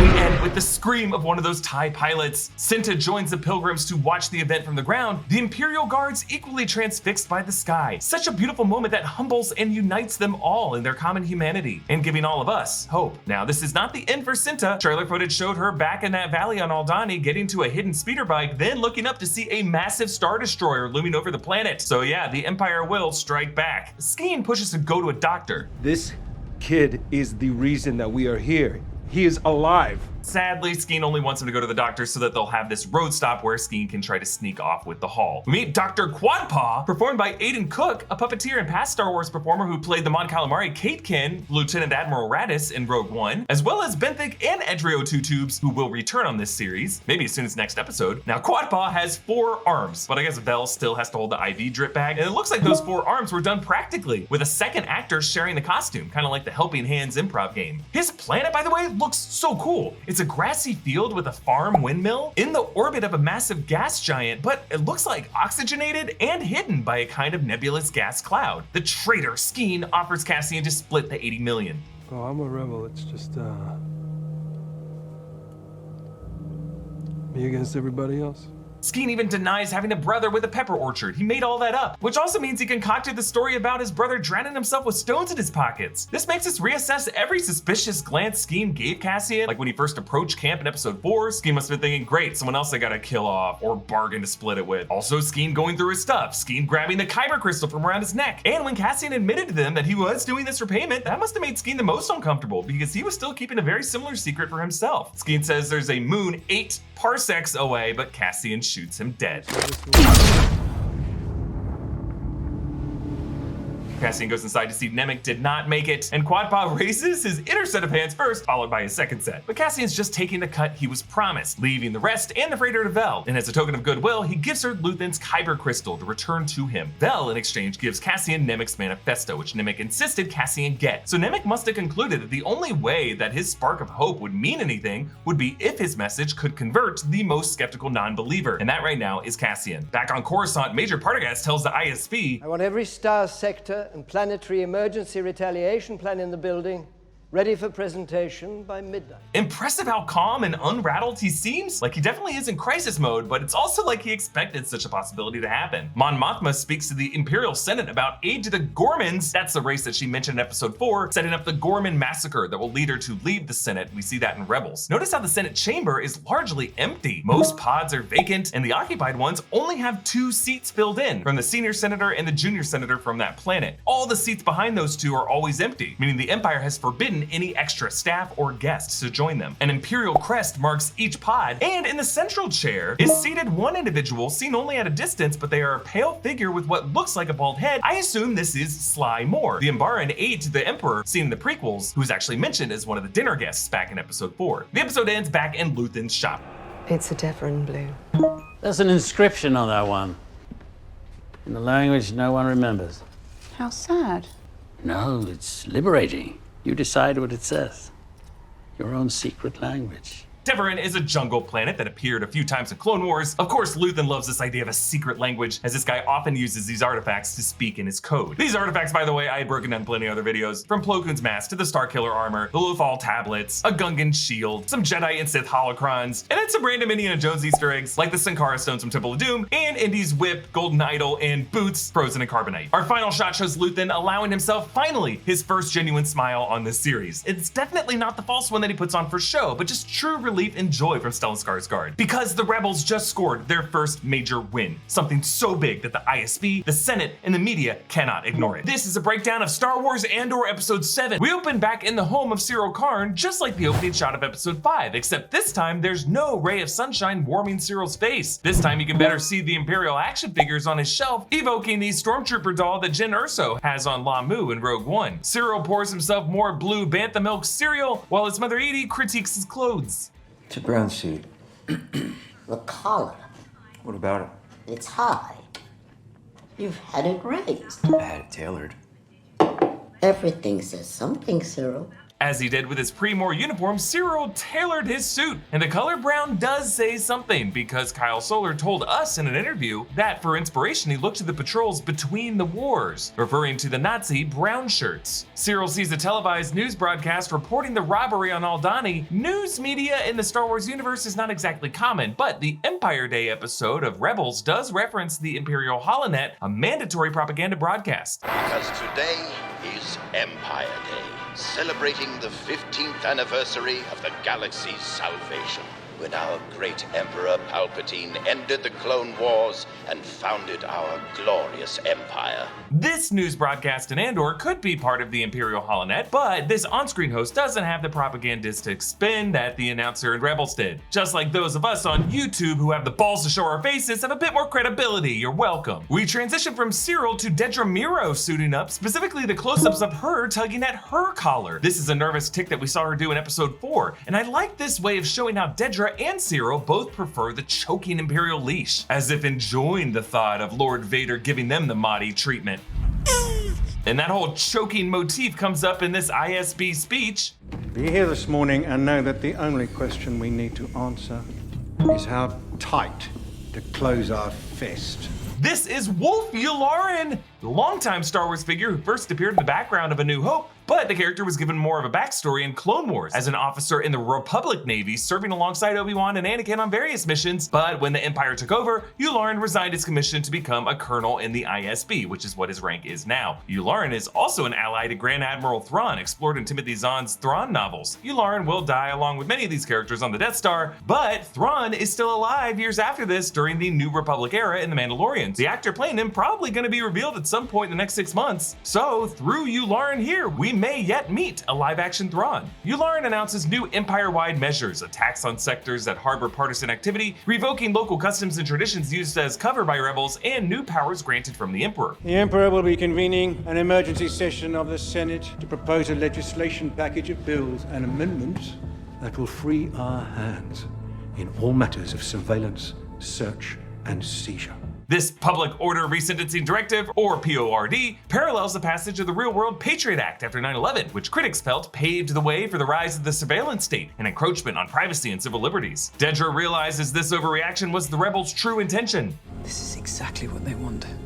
We're treating what happened at Aldhani like a robbery. What would you call it? An announcement. Announcement is the title of this episode. The Empire makes its announcements like Yularen's PORD and the news broadcasts, but the rebels forcing them to escalate dramatically into this putative police state, breaking that illusion of normalization that until then was their true power. Heightening all of this into a more out in the open extreme conflict was really the true announcement of the rebels. Luthen listens to a radio frequency with a robotic voice to mask the person who's sending these messages out. All military personnel at the garrison have been replaced and are being interrogated by ISB and tracking devices in the escape route. Disabled prior to it reaching hyperspace. 134 Aldhani residents have been taken into custody under suspicion of abetting the terrorists. This confirms that everyone who worked on that garrison was sacked, and 134 Aldhanis, which includes all of those pilgrims and probably a lot more people who got stuck in those pubs along the way, all of them have been detained for questioning, and you know what that probably means. Clea announces Mon Mothma is here. Without warning?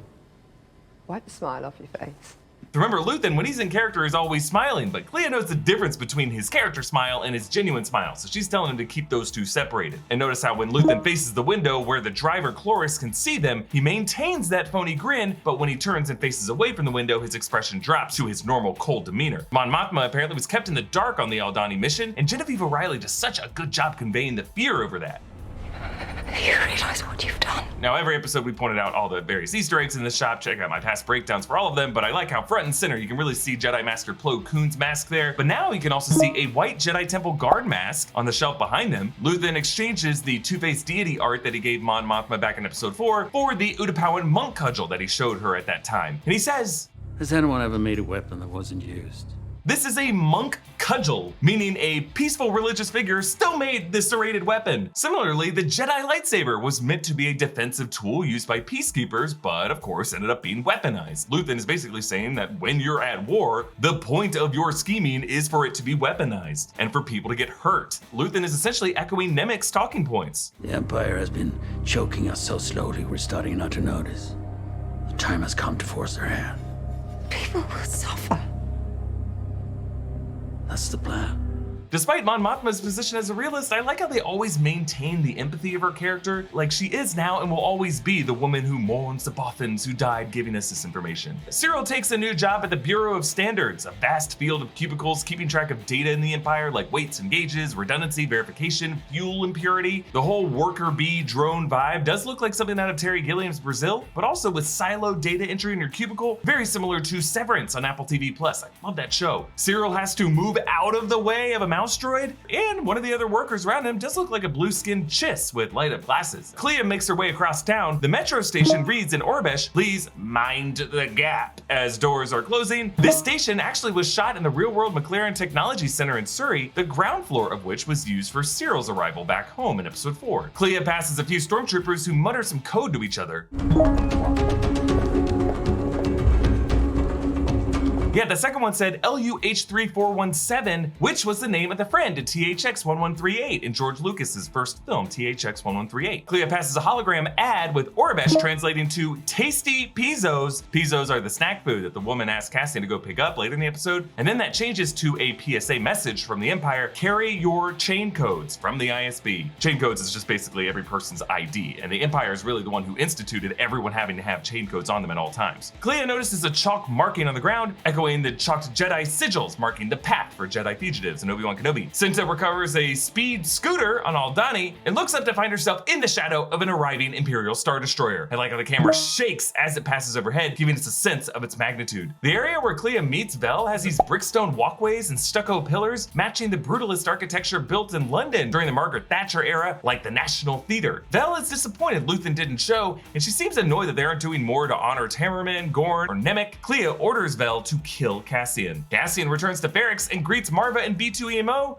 Cassian! Look at you!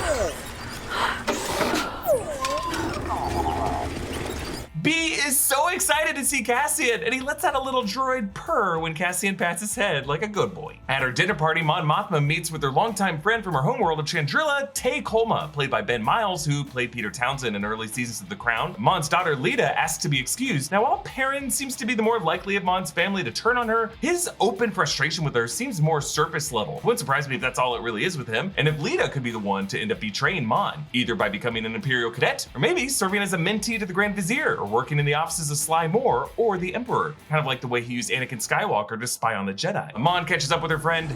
I want to tell you something that only 3 people in the galaxy know about. They pass through this wall decor that looks like a spider web, appropriate since Mon is talking about her own rebel web network. And seconds later, Tay asks her if this matter is personal or political. The camera again frames them from behind that web wall. It also makes us wonder, who are the 3 people in the galaxy who know about this? We have to assume Luthen and Clea are 2 of them, so who is that 3rd person? Probably Bail Organa, right? Like they had that whole conversation, that deleted scene at the end of Revenge of the Sith. As Mon and Tay pass the bar, you can see Perrin out of focus behind them watching her talk to him. And she says, I've learned from Palpatine.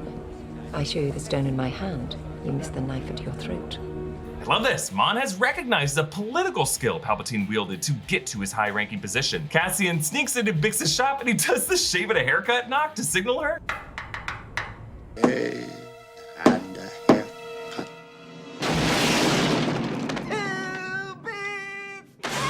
Cassian jogs to stay ahead of a few stormtroopers and then flashes back to this memory on Rick Street. This is not our fight, Cass. Don't worry, they won't be alone. They're just gonna raise their silly flag and fly away.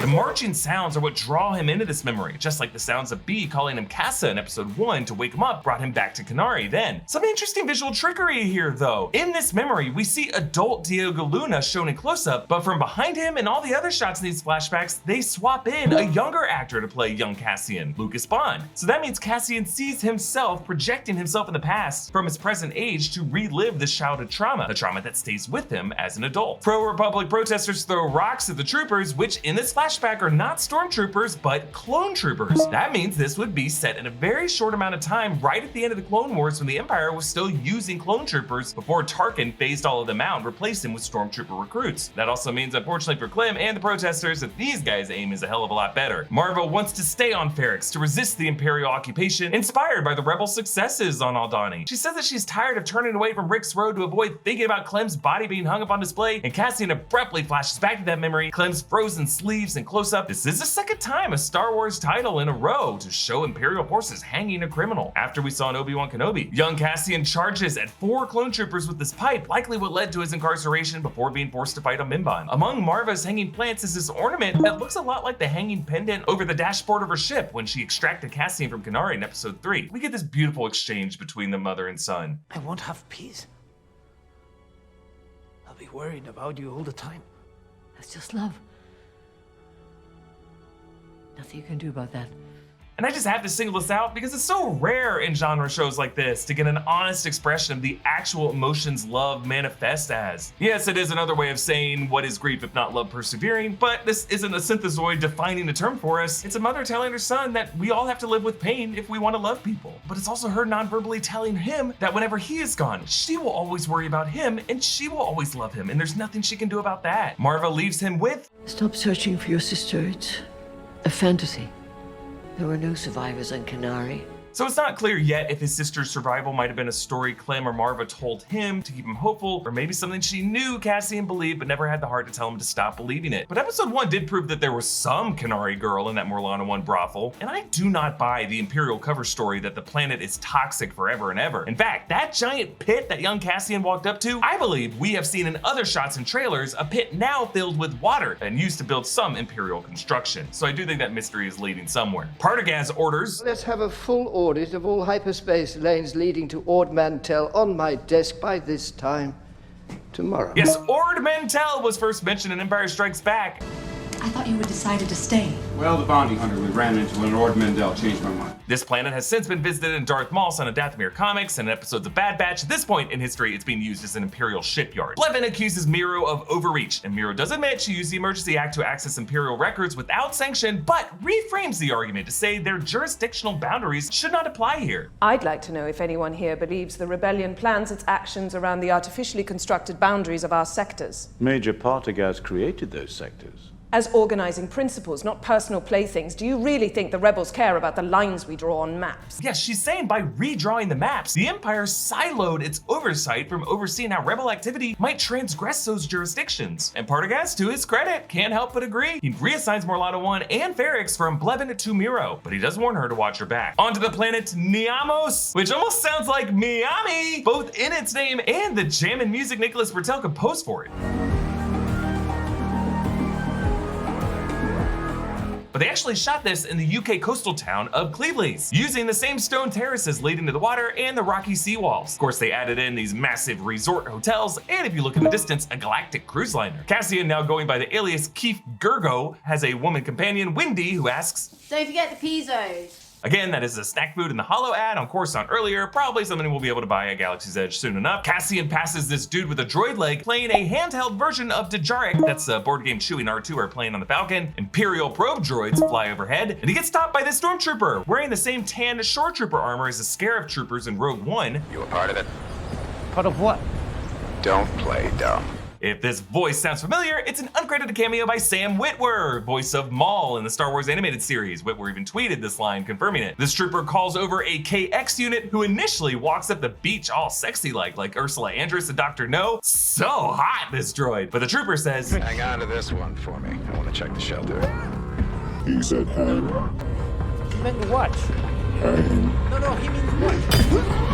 Uh-oh, we get this Imperial choking motif again. And to be clear, this KX unit is not K2SO or will not be K2SO. This one is voiced by Aiden Cook, who also did Dr. Quadpaw last episode. The introduction between Cassian and K2SO is already codified in Star Wars canon. It's explored in the Rogue One Cassian and K2SO comic, where Cassian wipes his memory and reprograms him on the planet Wekako. And then we cut to this courtroom, cooled by this blade fan with an Imperial crest. The judge eats what looks like pistachios and uses this old school manual credit card swiper to print out their Imperial rap sheets. The guy right before Cassian gets charged with walking an unleashed Massive. Massives are the Tusken dogs from Tatooine. This rap sheet actually reads, name Richard Stevenson, crime, failure to follow Imperial command, anti-Imperial vandalism, sentence 5 years. Yeah, the judge called out 4 months for this guy in different crimes. They just clearly shot close-ups of different rap sheets than what the dialogue says. Cassian's charge used to be a 6-month sentence, but thanks to the new Imperial edicts, as a result of his rebel success, it goes up to 6 years. And his Orbesh rap sheet snuck in another inside joke. Name Keith Seymour. Crime suspected for sensitivity, assaulting an Imperial officer, sentenced 25 years. Keith Seymour is a very talented Star Wars concept artist. The episode ends back with Cyril Karn in the Bureau of Standards. His brown suit swapped out for a gray suit that matches everyone else's. He is unable to stand out, wearing a kind of prison uniform. His eyes scan lines and lines of numbers, again very much like Severance, but he looks up and to the left, as he did in the very first shot. There, he was looking out the window looking for sunlight. Now he looks up at us, at the camera, as if at a security camera monitoring him. He is in a prison of another kind. Cyril and Cassian, both incarcerated, victims of their own ambitions. This is a breakdown of Andor Episode 8, Narkina 5. Composer Nicholas Bertel updates the music over the opening title so that now it sounds like a hammer on metal,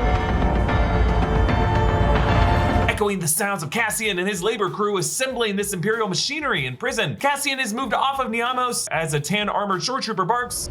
Move it! Don't look at me. Move it! Yeah, this trooper is not credited as a different actor, so it's probably once again Maul voice actor Sam Witwer doing an uncredited cameo like he did as a shore trooper last episode. The troopers sort the prisoners into transports based on how able-bodied they are. The guy in front of Cassian, Tuck Hybex, is from Galdi and is sent to Belsavis, which is a planet from Star Wars Legends, a 1995 Children of the Jedi novel. In the Old Republic stories, it's a frozen planet used as a hiding place of young Jedi who escaped the Purge, like Roganda Ismarin, who was also made canon as one of the Jedi names on the wall in Obi-Wan Kenobi. This idea of immediately sorting prisoners into labor camps and rushing them off is one of many dark parallels in this episode to Nazi concentration camps. George Lucas has depicted the Empire space Nazi since the beginning. I mean, have you seen the wings on Dedra's pants? This episode continues the metaphor in the way the prisoners are just so efficiently sorted and shipped off to different labor camps. The focus on the taking off of the shoes, reminding us of the heartbreaking Last Witnesses exhibit at the US Holocaust Memorial Museum, and the way these prisoners are lined up for showers. This whole place is just a well-oiled machine of cruelty. We cut to Cyril Karn in the Bureau of Standards. The first shot is literally what he sees from his cubicle when he looks up. I think he might be playing a game on his terminal. That man is playing Galaga. There aren't really any numbers or text on his screen, just flashing shapes. This kind of looks like a 70s game console screen. This whole episode frames all of these prisoners' toilings as a kind of game. The prisoners of Narkina 5 literally competing against each other. You play against all the other tables in this room. I play against all the other rooms. Play. Call it what you will. Competing for petty food-based rewards or to avoid pain. Cyril Karn playing his games. I mean, if you think about it, all these characters are in a kind of Squid Game. And I guess in Mon Mothma's case, it's a Squig game. No, I'll have hers. Cyril's supervisors follow a mouse droid to his cubicle. I'm assuming this is the same mouse droid that nearly tripped him when he walked to his desk last episode. While Cassian's cuffs are magnetically sealed in place, we cut to Cyril's knee bouncing nervously as he waits to be interrogated for filing false inquiries looking for Cassian. Cyril corrects Dedra from 5 to 6 inquiries, showing he's not ashamed of his actions. One would think you'd want to leave Ferrix as far behind as possible. One would be wrong. Yeah, another parallel between Karn and Andor. They both keep returning to Ferrix, despite how stupid it is for them to go back to it. Narkina 5 has floating prison facilities, and if you count, there are 7 of them. 7 is a magic number. 7 bases shaped as 7-sided heptagons. 7 levels, 7 rooms, 7 tables, 7 men per table, and later we find out 7 seconds to return to your cell when the lights start flashing. It may remind you of the St. Ives riddle. As I was going to St. Ives, I met a man with 7 wives. Each wife had 7 sacks, each sack had 7 cats, each cat had 7 kits. Kits, cats, sacks, and wives, how many were going to St. Ives? And if you watch Die Hard with a Vengeance, you know that the answer is, of course, 1. Only you are going to St. Ives. Similarly, this facility buries you in this number game so that you lose sight of yourself. Now, 7 is a prime number and has various different meanings to different mythologies and fictions. 7 deadly sins, the lucky number 7. God created the world in 7 days. 7 gods in the faith of the 7 in Game of Thrones. 7 Horcruxes for Harry Potter. Dante's 7th circle of hell houses the violent. But here, I think 7 is less about symbolism than it is just about harmonic balance. Since all groups are kept in competition with each other, 7 groups is a large enough number to keep each group motivated to avoid being last, but to also feel pride if they top the others. Notice how Aquino only cares about being in the top 3 of his level. 7 is also an odd number to prevent mutinous coalitions from forming and to encourage fluidity among the factions. With 7, dissent is overruled quickly and it's just easier to conform. And with the prisoners keeping each other honest and keeping each other motivated, it all plays out like a Stanford prison experiment. Now, as the transport arrives, you see how each base is surrounded by whirlpools at the points. These might come from engines that keep the bases suspended, which doesn't make a lot of sense. Really, my darkest theory for what they are making in these rooms are just machine parts and turbines just to perpetuate the prison itself with no other Imperial purpose, which in some ways would be even more messed up than if they're building parts of the Death Star. Miro produces the Imperial Starpath unit that she recovered from Ferrix, and she pauses for Wolf Yularen to catch up. My full report highlights the prevalence of this problem galaxy-wide. I'm listening. Oh, Wolf, you Lauren, always charming us since your first cameo on the Death Star in The New Hope. And he's so good at multitasking. I really hope he's reading reports from his good buddy Grand Admiral Thrawn, because if you watch Rebels, you know those two are friends. Miro reveals they have codenamed Luthen Axis. Axis makes sense, as Luthen is a kind of fulcrum upon which the current phase of the rebellion hangs, and fulcrum is a rebel codename used by Ahsoka. But using the word Axis, also pretty ironic when you remember that the Axis powers included the Nazis in World War II. And we learned the purpose of the prisoner's bare feet and the guard's insulated boots.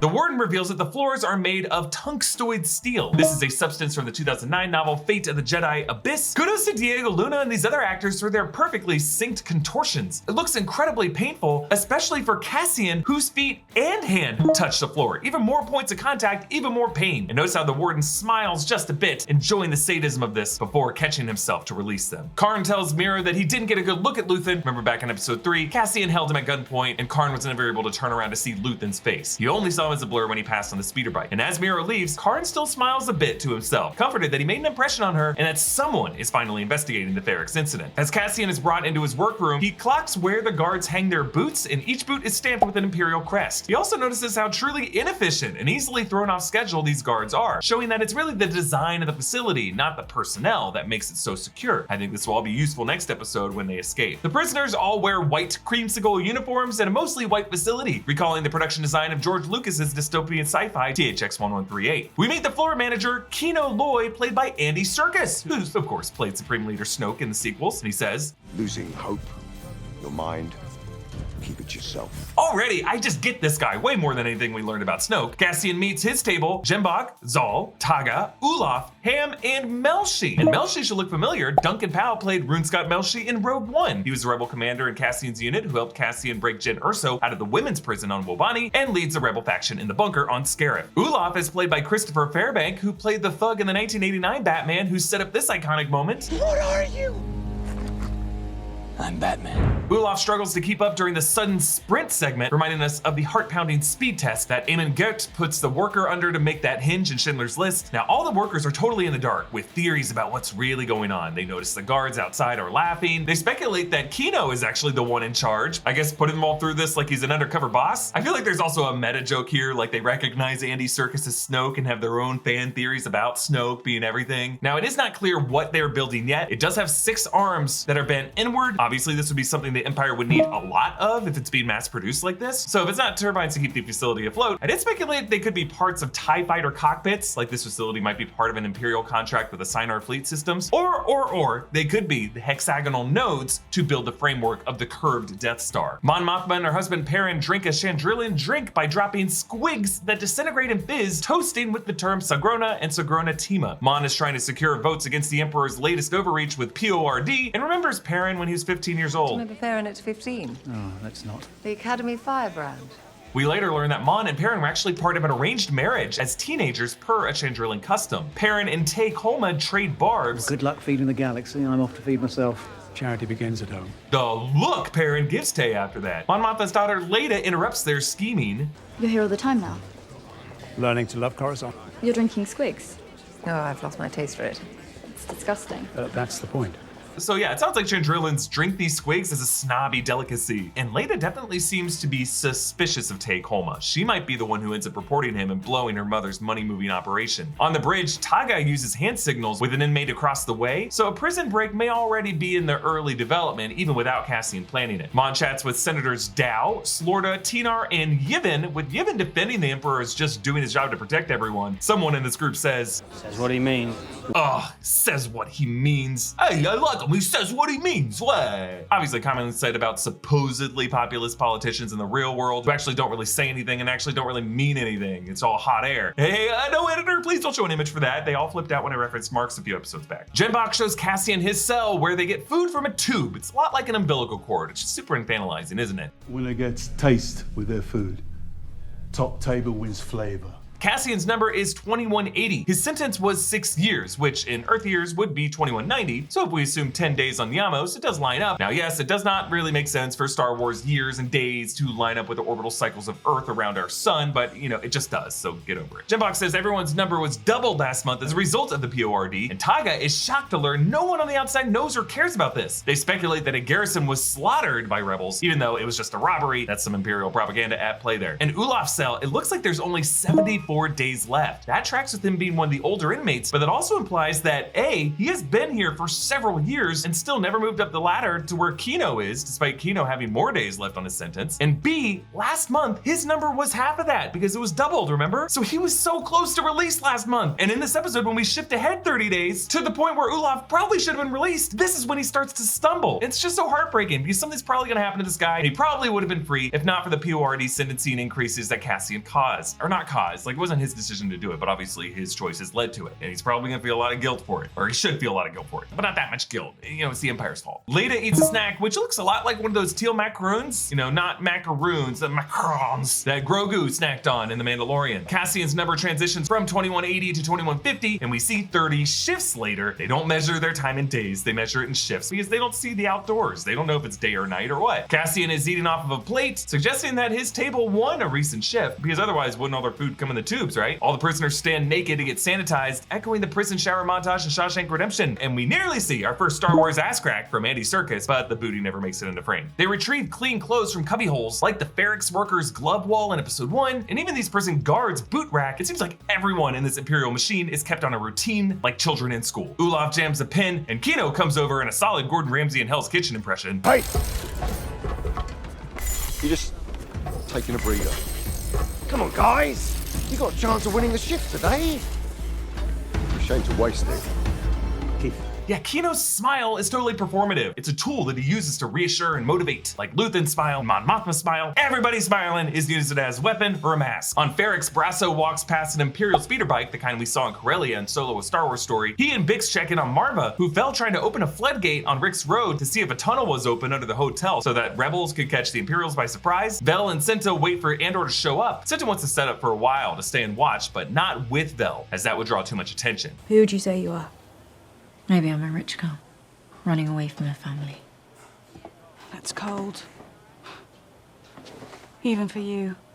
Now, I have been thinking that Vel might be Luthen's daughter because they do look pretty similar, but if she would be running away from her family, in that case, she'd be working for her father's business. So I don't know about that, but it seems like she's gonna be related to someone important. Maybe Takoma, or maybe one of those other senators. Bix calls Luthen's shop. Now, Luthen has a few new items. He moved that white Jedi Temple Guard mask onto a central pedestal beside a headpiece that looks like Padme's Naboo crest headdress from Attack of the Clones, which you can get at Galaxy's Edge. There's also some chest armor that looks a lot like Mandalorian Beskar. Sadly, apparently no one wants to buy the Gungan shield or that Starkiller armor. Clea tells Luthen that he is slipping and he agrees to shut down the Ferrix frequency. Unfortunately for Bix, on her end, the lights stay lit, so she has no way of knowing if the other side is even listening anymore. As that overhead shot of her suggests, she is literally siloed. Another great shot composition showing some cross dissolving from Vel on the Ferrix shuttle to Cinta spying on the Andor home, like Anakin and Padme's longing glances across the city from their windows in Revenge of the Sith. A prisoner named Vimos takes his life by stepping on the red floor. We actually saw him earlier in the shower and he has some scarring on the side of his face. This might not be the first time he has tried to do this. The others say that he railed it, which might be their slang in the way people in underground metros will jump in front of trains or touch the electrified third rail. Luthen takes his Fondor Hallcraft to Segra Milo to meet up with Saw Gerrera's partisan group. Few familiar faces from Rogue One return, Benthic 2 Tubes, and then down below if you look closely, that's Moroff, the Gigorian. They also have a few early model X-Wings. This would be after the Incom Corporation has transitioned away from the Z95 models. You'll notice these X-Wings have the Astromech port. Forrest Whitaker returns as Saw Gerrera, who does not yet need a breathing mask as he does in Rogue One. He is younger and healthier here, though still he has the scar across his face that he has in the Rebels era. Luthen once Saw to meet with a rebel named Anto Krieger to give him air support as he attacks an Imperial power station on Spellhouse, but Saw is reluctant to merge their efforts. Krieger's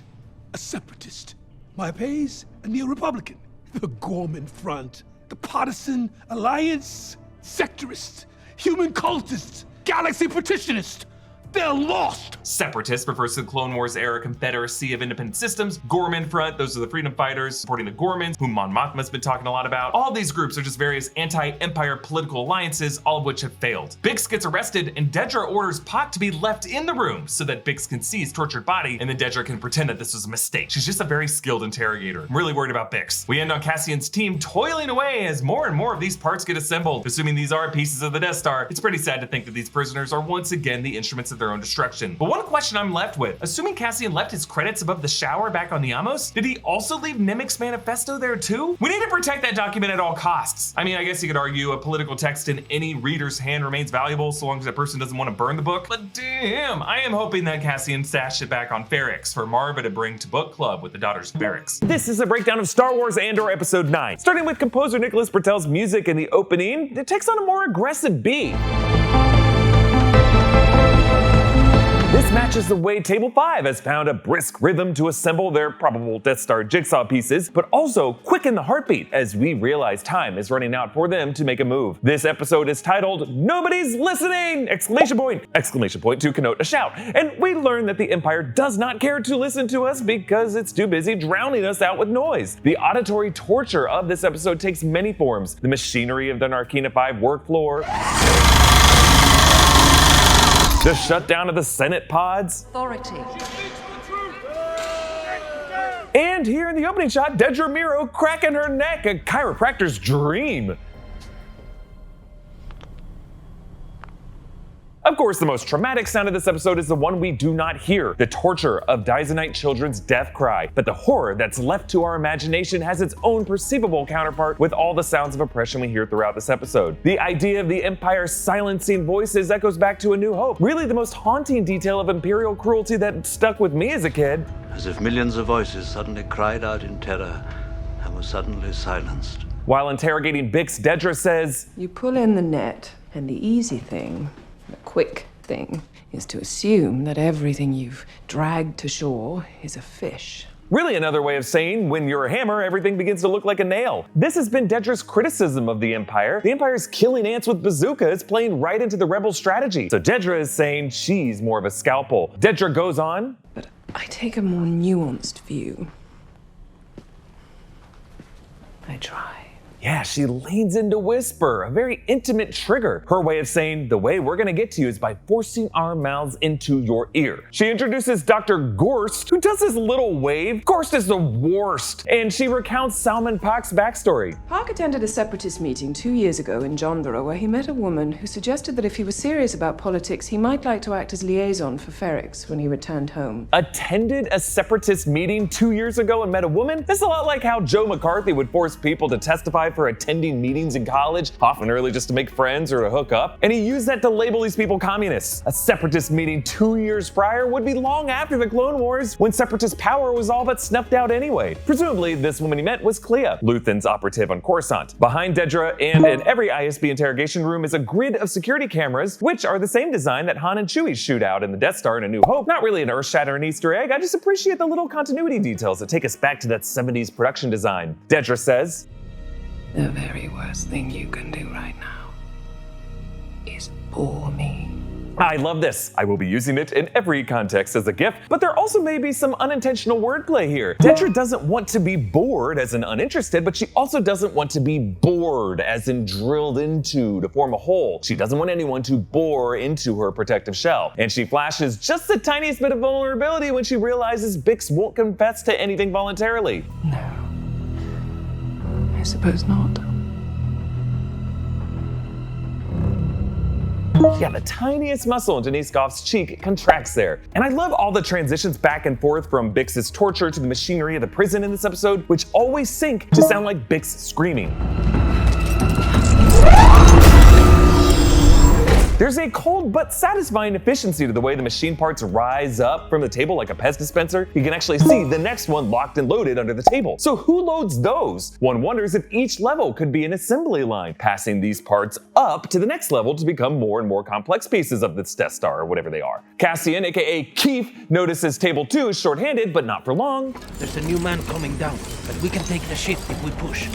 We're already up on 4. Now, at first I thought Cassian was a converted, institutionalized man chasing those simple rewards, when in reality, he's actually clocking prisoner transfers to gather intel on the guards, because that's the only time guards come in and out of there. Like Luthen and Mon Mothma and Vel, he is wearing multiple masks to survive. He's proven himself a true clandestine rebel. Ulaf struggles to keep up. What do you say, old timer? Short timer. Yeah, Zal's correction shows that they don't really measure time in age, they measure it in time remaining in your sentence. And by the way, there is no way Ulaf was labeled as able-bodied recently, suggesting that he might have been in this prison for several years, maybe even pre-Empire, which would be quite an indictment on the oversight of the Republic era. He may be an old-timer who got rotated back into a new level and prefers institutionalization, like the tragic character in Shawshank Redemption. Alternatively, we could also see him as the feeble old man in Squid Game, who, spoiler warning, was the true game master of all of that. But rather than Ulaf as a deceitful undercover boss, I think a darker theory is that he was the original prison architect who built and designed all this, and the Empire imprisoned him here to keep it all a secret. Cassian swaps with Taga's spot under the guise of efficiency and even credits Taga with the idea, but it's actually to give him an opportunity to keep an eye on the room without having to glance over his shoulder all awkwardly. Later, he sees that guard passing overhead and uses that moment to take a break. And remember, last episode, Taga was the one who noticed the passing guards overhead laughing at them. Gorst explains the origin of their interrogation technique, an audio recording from the Dizonites from Dizon Frey. They make a sound as they die, a sort of choral, agonized pleading. Specifically, they isolated the sounds of Dizonite children. In real-world biology, humans are coded with a natural trigger to the sound of crying children because we are tribal creatures designed to avoid attracting predators. The Empire has weaponized this instinct, turning our biological empathy for the distress signals of endangered children into an interrogation technique. God, I hope the CIA isn't watching the show. And the moment these headphones are put on her is haunting.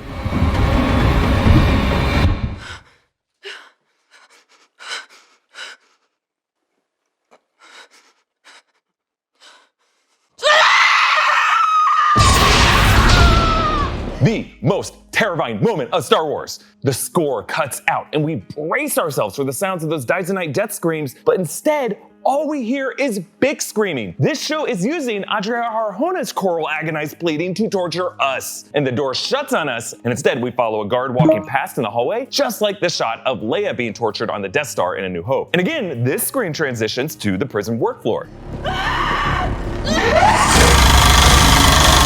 The screams of tortured rebels are the same as the screams of their machines, the same as the screams of their TIE fighters. We have to listen to them scream, but when we scream, nobody's listening. Exclamation point! Cassian saws into the machinery in the wall of the bathroom, which is located directly beneath the lift, so this is likely part of the hydraulics of it. You can notice a few past scratches on that pipe, so they have been working at this for quite some time. Cassian and this other prisoner clock the new prisoner arrival, 2 guards, 2 weapons, no boots, meaning the floor of that elevator must not be electrified in this moment. Believe me now, the elevator's not wide.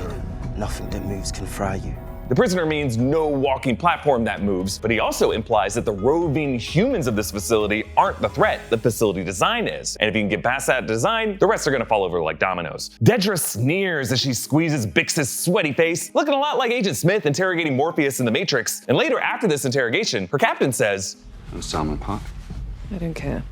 I'd like to hang him. Yeah, these Imperials are truly, sincerely disgusted with their captives. And again, Pac was just a guy who attended a separatist meeting in college trying to get laid. Onto the Senate chamber of Coruscant. Now it has an Imperial crest on the central floor, which it did not during the Star Wars prequels. Mon Mothma speaks, and chairing that central dais is a figure who is hard to make out from the overhead shot. You could see some blue, so I thought it could have been the Grand Vizier Masameda, but a closer shot later makes this guy look more human. In the background, we do hear a male voice shouting, "Order!" Is to the citizens who have sent us here. Just as Masameda did in Phantom Menace when they were trying to recall Chancellor Valorum. Order! There's a lot like the British Parliament where they'll all kind of yell at each other and the speaker will go, "Order, order!" As Mon speaks out against the PORD, other senators heckle things like, "Long live the Empire!" and "We've heard this!" and "Boo!" And I know I compared this to the UK Parliament, but that's all done in respectful jest for the most part. Meanwhile, in the American legislative bodies, more and more we're starting to see the president get heckled during the State of the Union, and it's not a good thing. And while there are some supportive shouts of "Listen to her," most of the pods, one by one, switch off their lights in protest of her words. literally making this room more and more like the dark side. Mon Mothma says, Those of you who still believe that when we enter this building, we are in a temple. yes, Mon likens the Senate chamber with a temple, the way the Jedi see their temple on Coruscant, and both of these temples will end up desecrated by Palpatine. On the bridge, Tagga's hand signal partner tells him that something is going on level 2. What's he saying?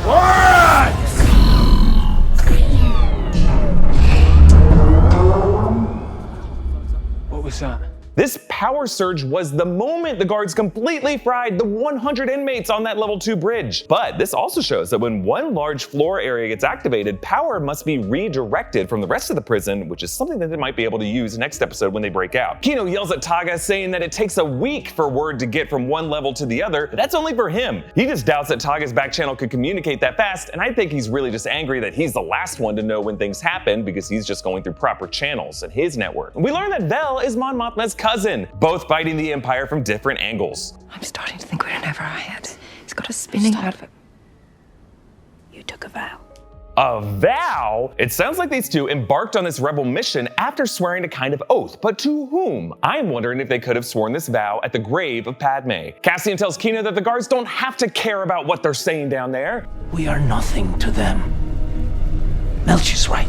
We're cheaper than droids and easier to replace. This is true even for the top brass of the Empire. Tarkin replaced efficient but expensive clone troopers and replaced them with stormtrooper recruits, even though stormtroopers don't know how to aim for shit. And Kino switches off his cell light to ignore Keith, the same way the other senators switch off their lights to tell Mon Mothma that they were ignoring her. Dedra updates the ISB about stolen Imperial equipment found in a rebel cell associated with Maya Pei. That was the person who was cited last episode by Saw Gerrera as a past failed rebel leader. Dedra tries to connect Cassian to the Aldhani robbery, and her aide speaks up. He was clean-shaven. Andor had shaved. The rebels at Aldhani were clean-shaven. And 2 soldiers from the garrison who got a look at him felt there was some similarity to our reference picture. Yeah, they're starting to close in on all of them, realizing that the simple act of changing one's appearance is reason enough to suspect wrongdoing. Cassian's level learns that 100 men were fried out, and Kino snaps. We finally see Kino realize that the system he has trusted for so long was never trustworthy. It's just another day, another shift. So let's keep our mouths shut, keep our heads down, until we know what's going on. Andy Serkis is so good at showing that shift in his eyes. The same shift from defiance to vulnerability, then back to defiance that he brought to the performance of Gollum. I love this actor. Cyril's mom noticed that he changed his hair, just like the Imperials noticed that Cassian shaved, but in Cyril's case, it's likely to impress Dedra. He says, I've been in my private box. I have ways of knowing. A private box? Gross! I mean, you know some hand-drawn pictures of Dedra are in there, right? His mom nags. The shadow of a son, a tenant, a stranger. Oh, that's new, you want to remember that. All that time away on Morlana. What if I'd let your neglect drive me insane? Imagine that. Oof, the sass between these two. But the mom did not even hear him. She just kept going on. And then he does the same thing. He slurps his milk to drown her out. Again, nobody's listening! Exclamation point. Vel tells them that she's headed back to Chandrila. Yes, the pilgrimage. I thought she was making a joke about this just being an obligatory visit to relatives, but no, the closed captioning capitalizes pilgrimage, so this must be some Chandrilan custom. Like the Eye of Aldhani, it's another religious custom, something that the PORD just raised the penalties for if you use as a cover for rebel activities. Also, I like how they're eating these large eggs with some blue garnishes sticking out. Looks yummy. Cyril Karn stalks outside the ISB to run into Dedra, and he thanks her for his promotion at the Bureau of Standards. He tells her, Just being in your presence, I've realized that life was worth living. I realized that if nothing else, there was justice. Perhaps my deranged belief that there was something better fated for me in the future was a dream worth clinging to. Yeah, he clearly wrote and rehearsed his speech. A legitimately creepy profession of love from an unsocialized loner. Fellas, this ain't how you do it. And he says, I want what you want. I sense it.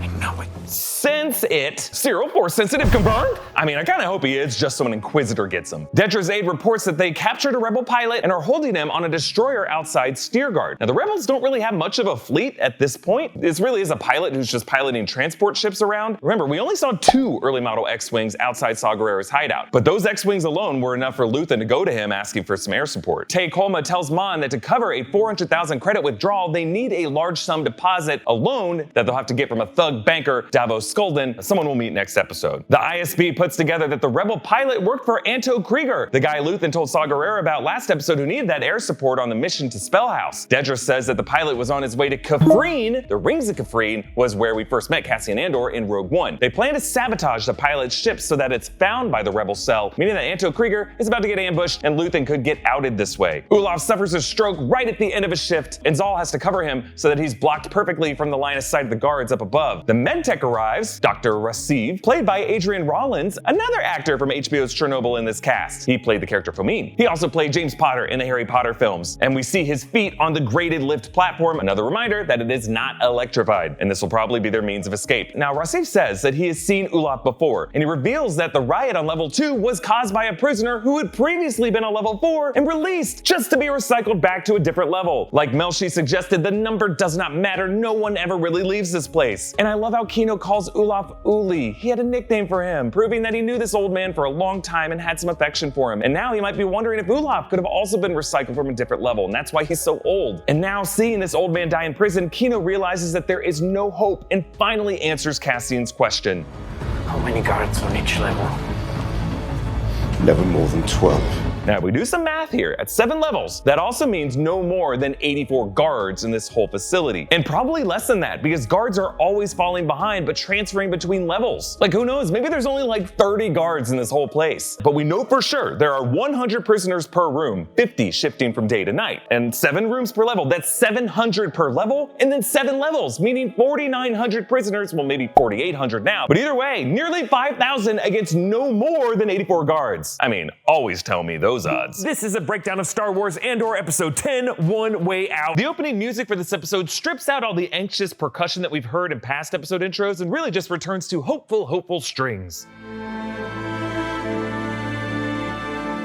Then we open on poor Ulaf being zipped into a body bag. The curved zipper has this odd look to it, kind of like a pouch for food. It just wouldn't surprise me if this is a Soylent Green scenario and those meat hoses that they suckle from is dead prisoners. After playing the thug who set up Michael Keaton to say, "I am Batman," and basically the Luthen Rael of Xandar in Guardians of the Galaxy, Chris Fairbanks really has another iconic role for the books. His gurney hovers through the level as they all wait on program, which almost takes on the tone of a funeral procession with all of them standing in respect. Cassian tells Kino Loy, "We need to go tomorrow." Tomorrow. You heard me? It has to be tomorrow.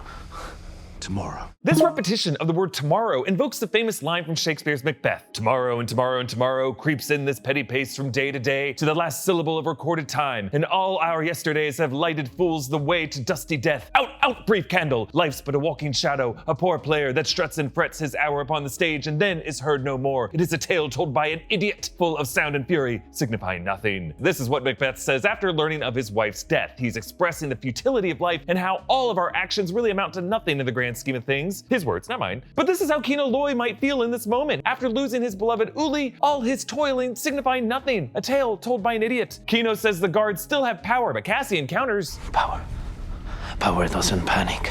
Cassian has seen Imperial crackdowns before and he knows most of the time it's done as an afterthought, but an overreaction indicates panic, which indicates surrendered power. Kino says on program to Cassian at the beginning of the scene, and when Cassian tells him that the plan centers around the new prisoner transfer, Kino freezes in his tracks, and the scene ends with Cassian telling Kino on program. It's a perfect illustration of this idea of power doesn't panic. Cassian ends his scene less panicked than Kino. Kino has surrendered some power over to Cassian. Now Cassian lingers on the floor. We will have immediate facility compliance, or we will begin activating floors without warning.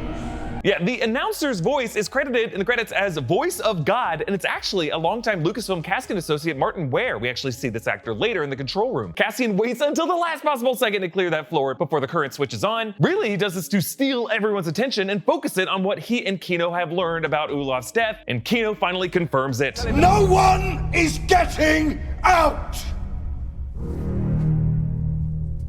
Yeah, composer Nicholas Bertel at it again with some tense bass notes here to mark the dark truth, hitting them all with a thud. Dedra Meero reports their plan of using a rebel ship as bait to lure in the rebel Anto Krieger and how it is working. Pilot dead, ship adrift, port of origin unknown.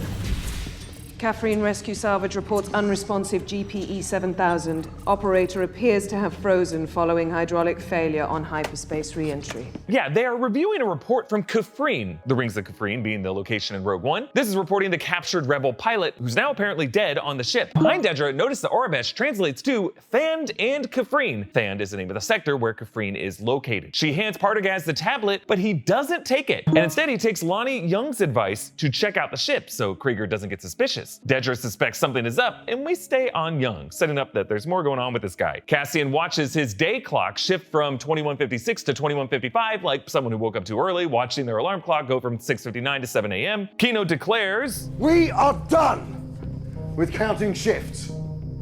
There is only then and now. There is only one way out. Play it how you want. But I'm gonna assume I'm already dead and take it from there." Yes, no more counting shifts, only then and now. A powerful rejection of the way the Empire tries to control time itself, and a paradigm shift to reject the past and embrace the present. And he says, assume you're dead, because under the Empire, stasis equals death. Similarly, Luthen considers himself dead. Meanwhile, on Ferrix, Jezzy brings in Dr. Molmoy because Marva is not taking her pills, and Cinta takes note of this. Korv also keeps an eye on this. He was one of Dedra's Imperial officers. Davos Skulden meets with Mon Mothma and Tay Kolma. He's the banker that Tay brought up last episode to help out Mon with a loan so that she can move her money around more freely. Mon talks about her home. It's state property. The rules are strict on Decor.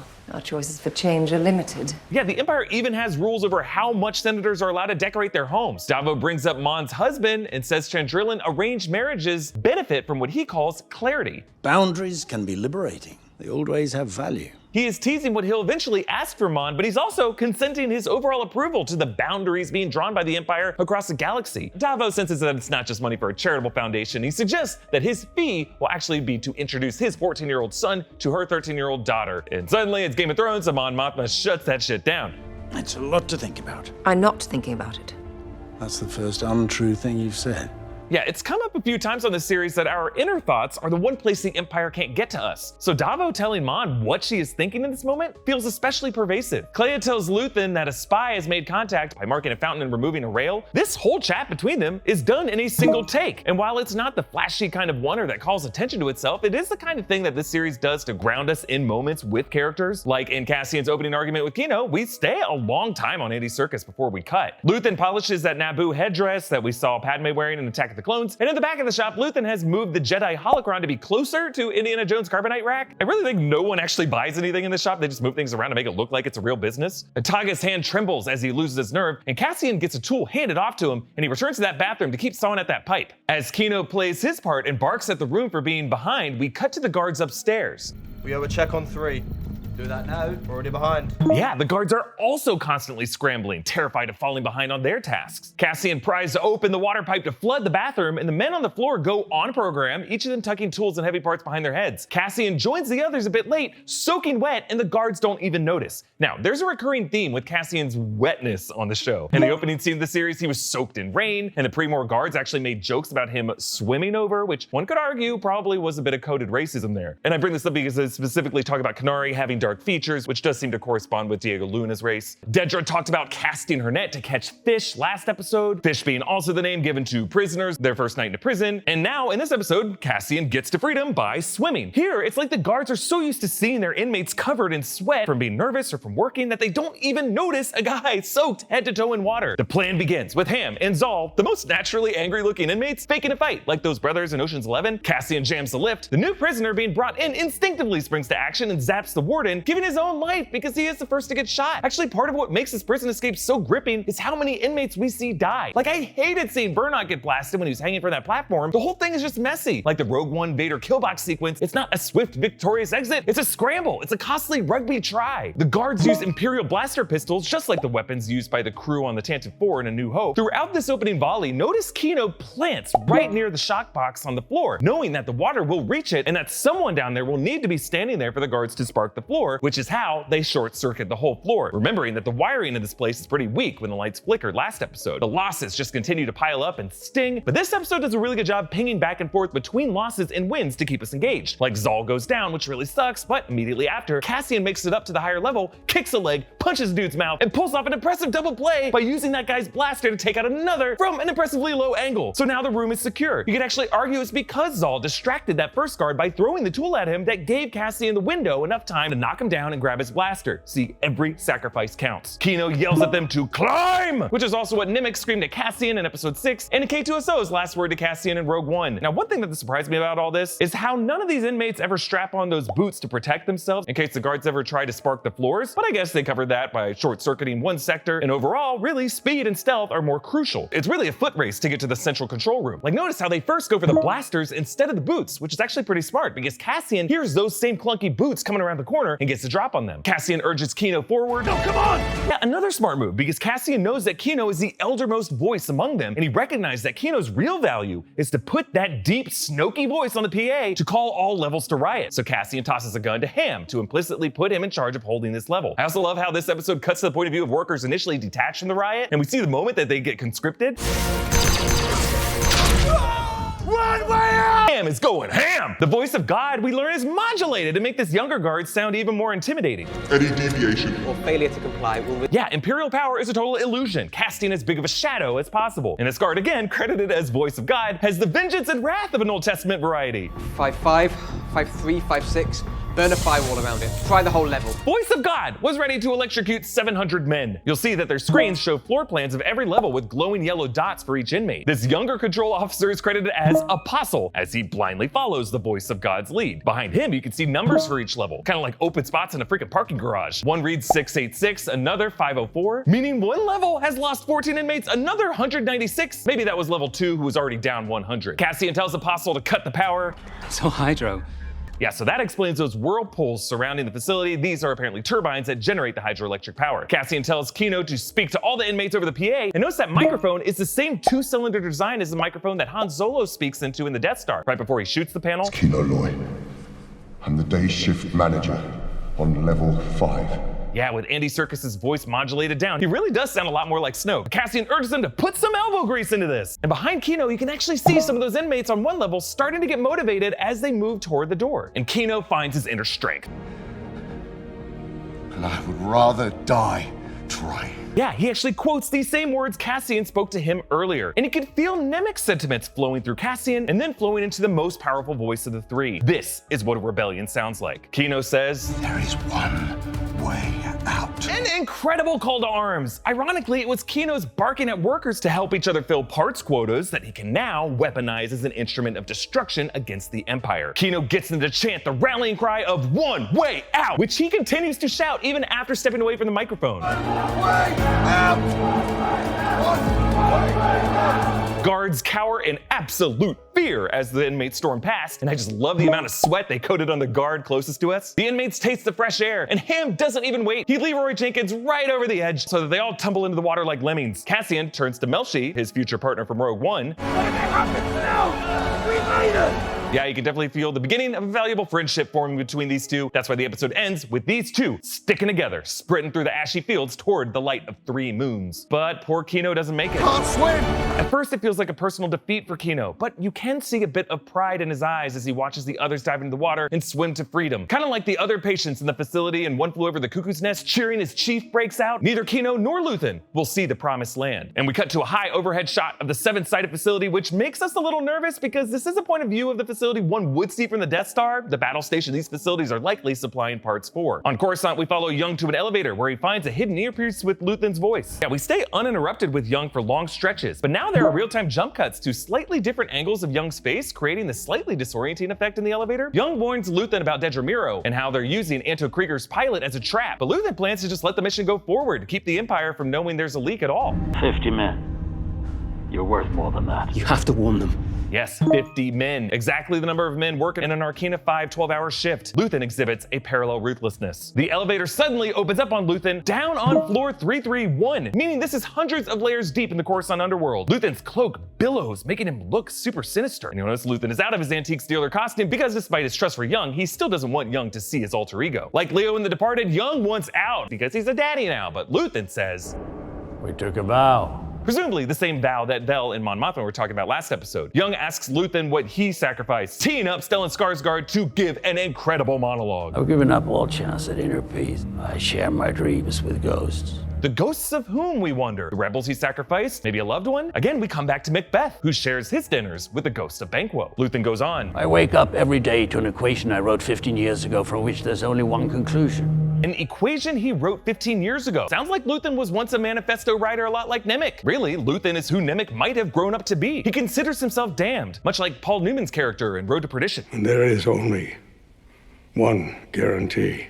None of us will see heaven. And Luthen finishes with, so what do I sacrifice?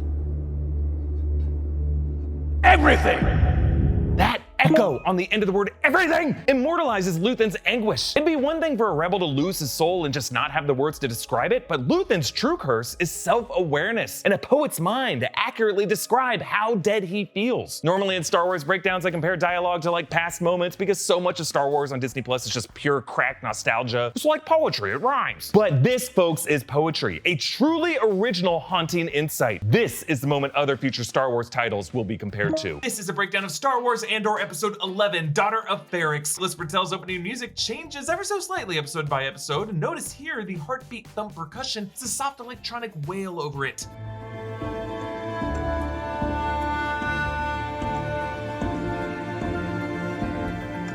And you can compare this to the electronic whimpers of B2EMO, for whom this episode shoots the removal and procession of Marva's body by the Daughters of Ferrix. But we open on Cassian and Melshi clutching a cliff on Narkina 5, their hands and feet chapped and bloody, shoes and gloves, two things that would be helpful right now, and two things the series has depicted regulated as part of an Imperial machine. Even now, the Empire forcing these prisoners to be shoeless is something that they have to fight through. Now, the Imperial vessel that they hide from is actually a TIE Reaper, a ship originally designed for Rogue One. It transported Death Troopers to Scarif, and it's since showed up in Jedi Fallen Order and other places. The idea that Death Troopers could be the ones searching for these escaped prisoners right now makes this all a lot scarier. Melshi says, I can't climb back up.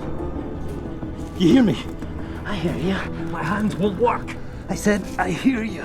Yes, climb! The recurring order with Cassian. Kino screamed it to the prisoners to escape. Nemik screamed it so they could escape Aldhani. It's gonna be K2SO's final word. And now Cassian encourages Melshi to climb. And Cassian also says, I hear you. An inverse to the nobody's listening deafness of the Empire. Nobody's listening being the title of episode 9. And Melshi goes in the scene from telling Andor to stop telling him they're leaving to tell me they're leaving.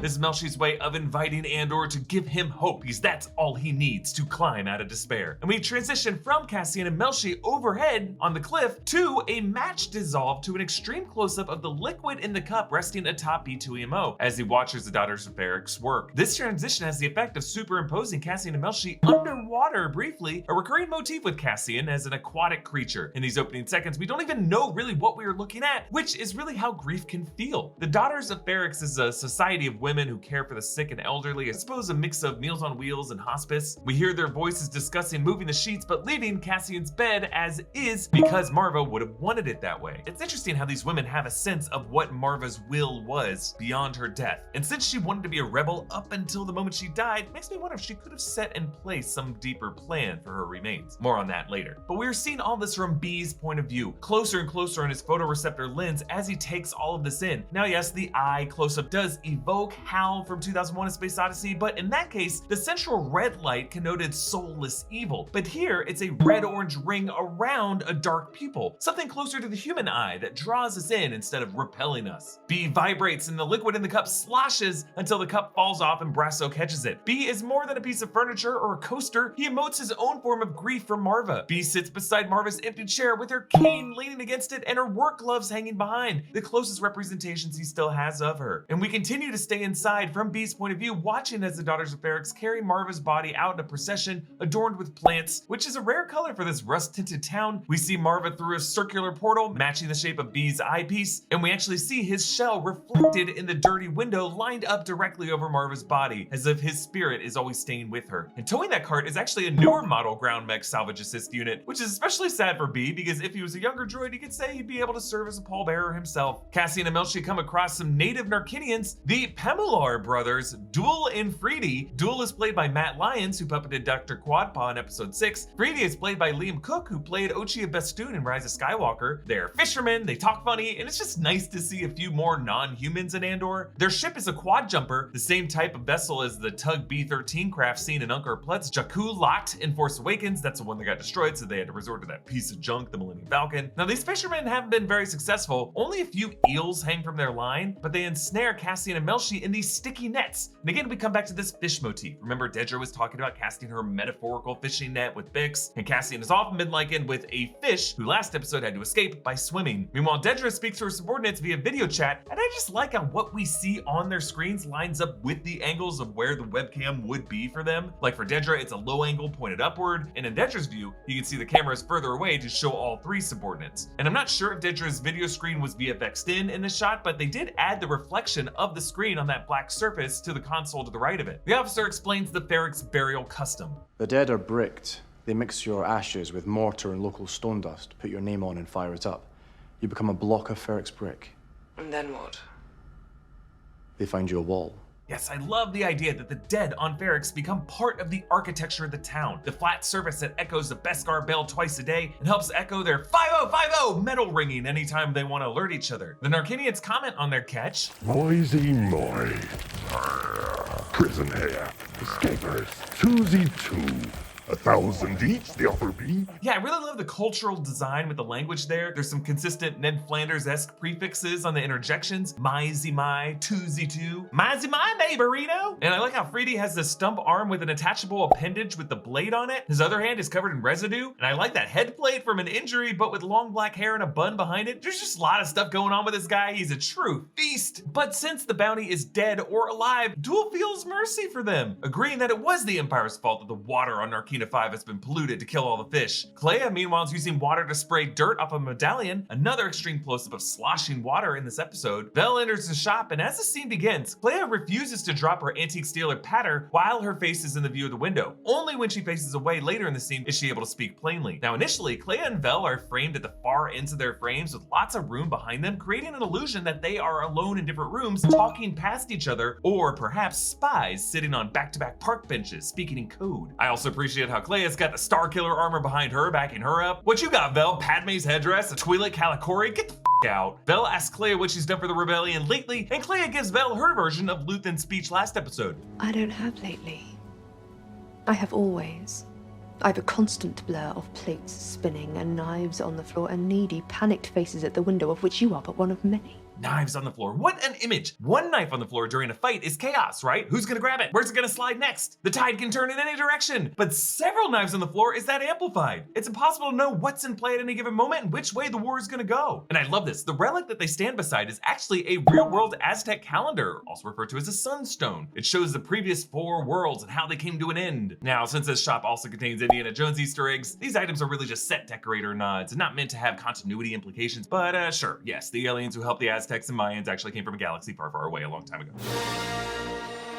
Our boy, the Time Grappler, returns this episode ringing the Beskar bell. I assume this bell's gonna have some importance in the Ferrix finale next episode. Now, as Brasso prepares to leave Marva's home, a lamp remains lit beside Marva's gloves. This is how they were going to leave her home. Kind of a way of keeping vigil beside this one representation of her in the home. Brasso has this interesting line about Marva moving on, her life continuing, and he's referring again to this brick, how it's found a wall somewhere. And again, since Marva was obsessed with continuing to be a rebel in her golden years, exploring a tunnel crawl space underneath the Ferrix hotel, hoping to overtake it, I'm hoping that that brick could have been added to that tunnel, like a keystone, so that knocking it out could crumble the whole tower or something like that. It would just be awesome if Marva's brick could be thrown at someone's face, playing some pivotal role in a riot next episode. Bix continues to recover from her sound torture, but interestingly, what echoes in her mind isn't the Dizonite children's screams, again, which we never hear. It's really the voice of Dr. Gorst describing it beforehand. They make a sound as they die, sort of choral, agonized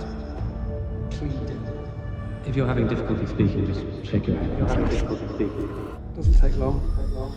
The idea here is that what is even more sickening to Bix than the screams themselves is the calm way that Gorst described them. And we see a close-up of that grid of 6 security cameras, the same type of cameras Han and Chewie shoot out on the Death Star. And Bix sees a hollow projection of Anto Krieger. That's the rebel that Luthen is gonna allow to fall into the ISB's trap. And now it looks like the ISB thinks that he is Bix's contact, the one that they codenamed Axis. Meanwhile, Mon watches as her daughter Leda leads a Chandrillan girls prayer group with some problematic sounding chanting, yielding and acceptance, safe in the braid of the old ways, true and steady and braided in trust. The old ways hold us, safe in the knot, in the binding. The old ways teach us, bound against the wind, tied to shore, tethered in permanence, safe in the braid of the old ways.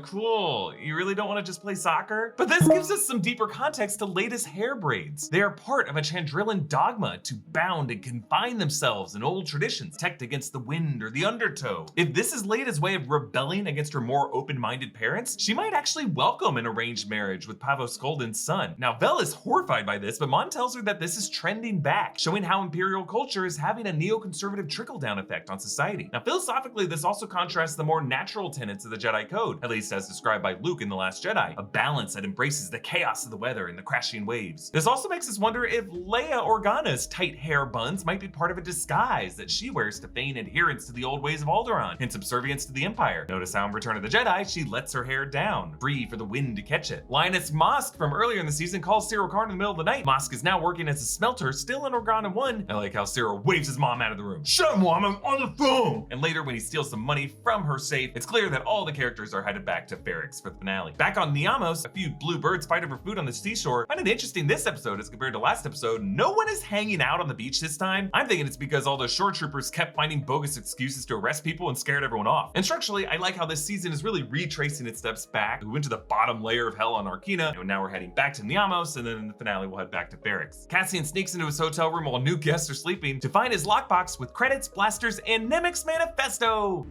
Tyranny required. Yes, that was Nemik's voice there, saying tyranny requires. That comes at the end of this Orabesh that you can briefly see on the screen. It translates to control is so desperate because it's so unnatural. Tyranny requires, and I like this idea, control is desperate. It's the opposite of what Cassian told Kino last episode, power doesn't panic. But both are true. Real power does not panic, but the active attempt to control is really an act of desperation. Luthen visits Saw Gerrera's camp and runs into Benthic Two Tubes, whom he just calls Tubes, one of the Two Tubes brothers who shows up in Rogue One. Also in the camp are 2 early model X-Wings. These are not Z95 starfighters anymore because these have astromech droid ports and the Z95s did not. You can also see Morloff from Rogue One patrolling in the background. Saw tells Luthen that he now wants to join Krieger on the Spellhouse mission, but Luthen tells him that he is letting the Spellhouse mission fail and Krieger to get caught. It's interesting how Luthen is showing his cards to Saw, which signals to Saw, one, how ruthless Luthen actually is, but more importantly, brings Saw into the inner circle of trust. He's training him. It's your decision. But know the choice. We let Krieger go down and play the long game, or do we warn him and throw away a source it's taken years to cultivate? Yeah, this is a sly test by Luthen on Saw, trying to get Saw to take a leadership role. Because Luthen knows that his days are probably numbered, but if he can get Saw to just start thinking strategically, to make these kind of hard decisions, he'll have a new leader among the rebel extremists to rely on. I like how Saw at first just gets paranoid, wondering who among his partisans might be Luthen spies as well. But Luthen mockingly says it's Tubes, just to prove this point to Saw that this exercise is a waste of time. Saw at first says, "There's no way out alive." Yeah, he's referring to the base right now, but this also echoes the one way out chorus of last episode. For these rebels, really their one way out is death. Luthen and Kleia have a coded conversation about losing an antique to another dealer, but it's actually referring to Cassian. But Luthen gets stopped by an Imperial cruiser. Arrestor cruiser.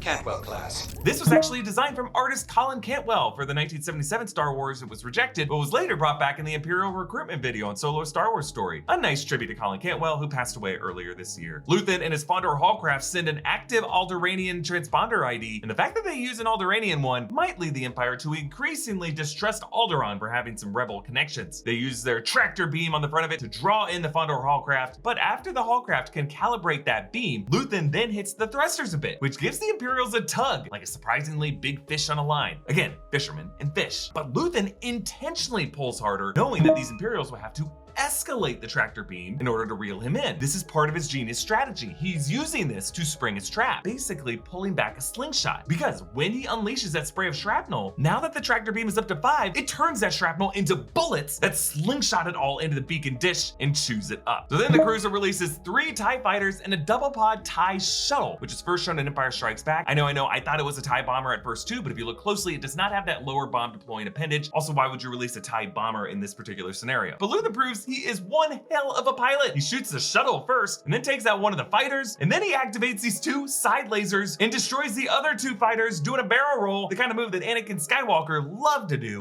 I'll try spinning. That's a good trick.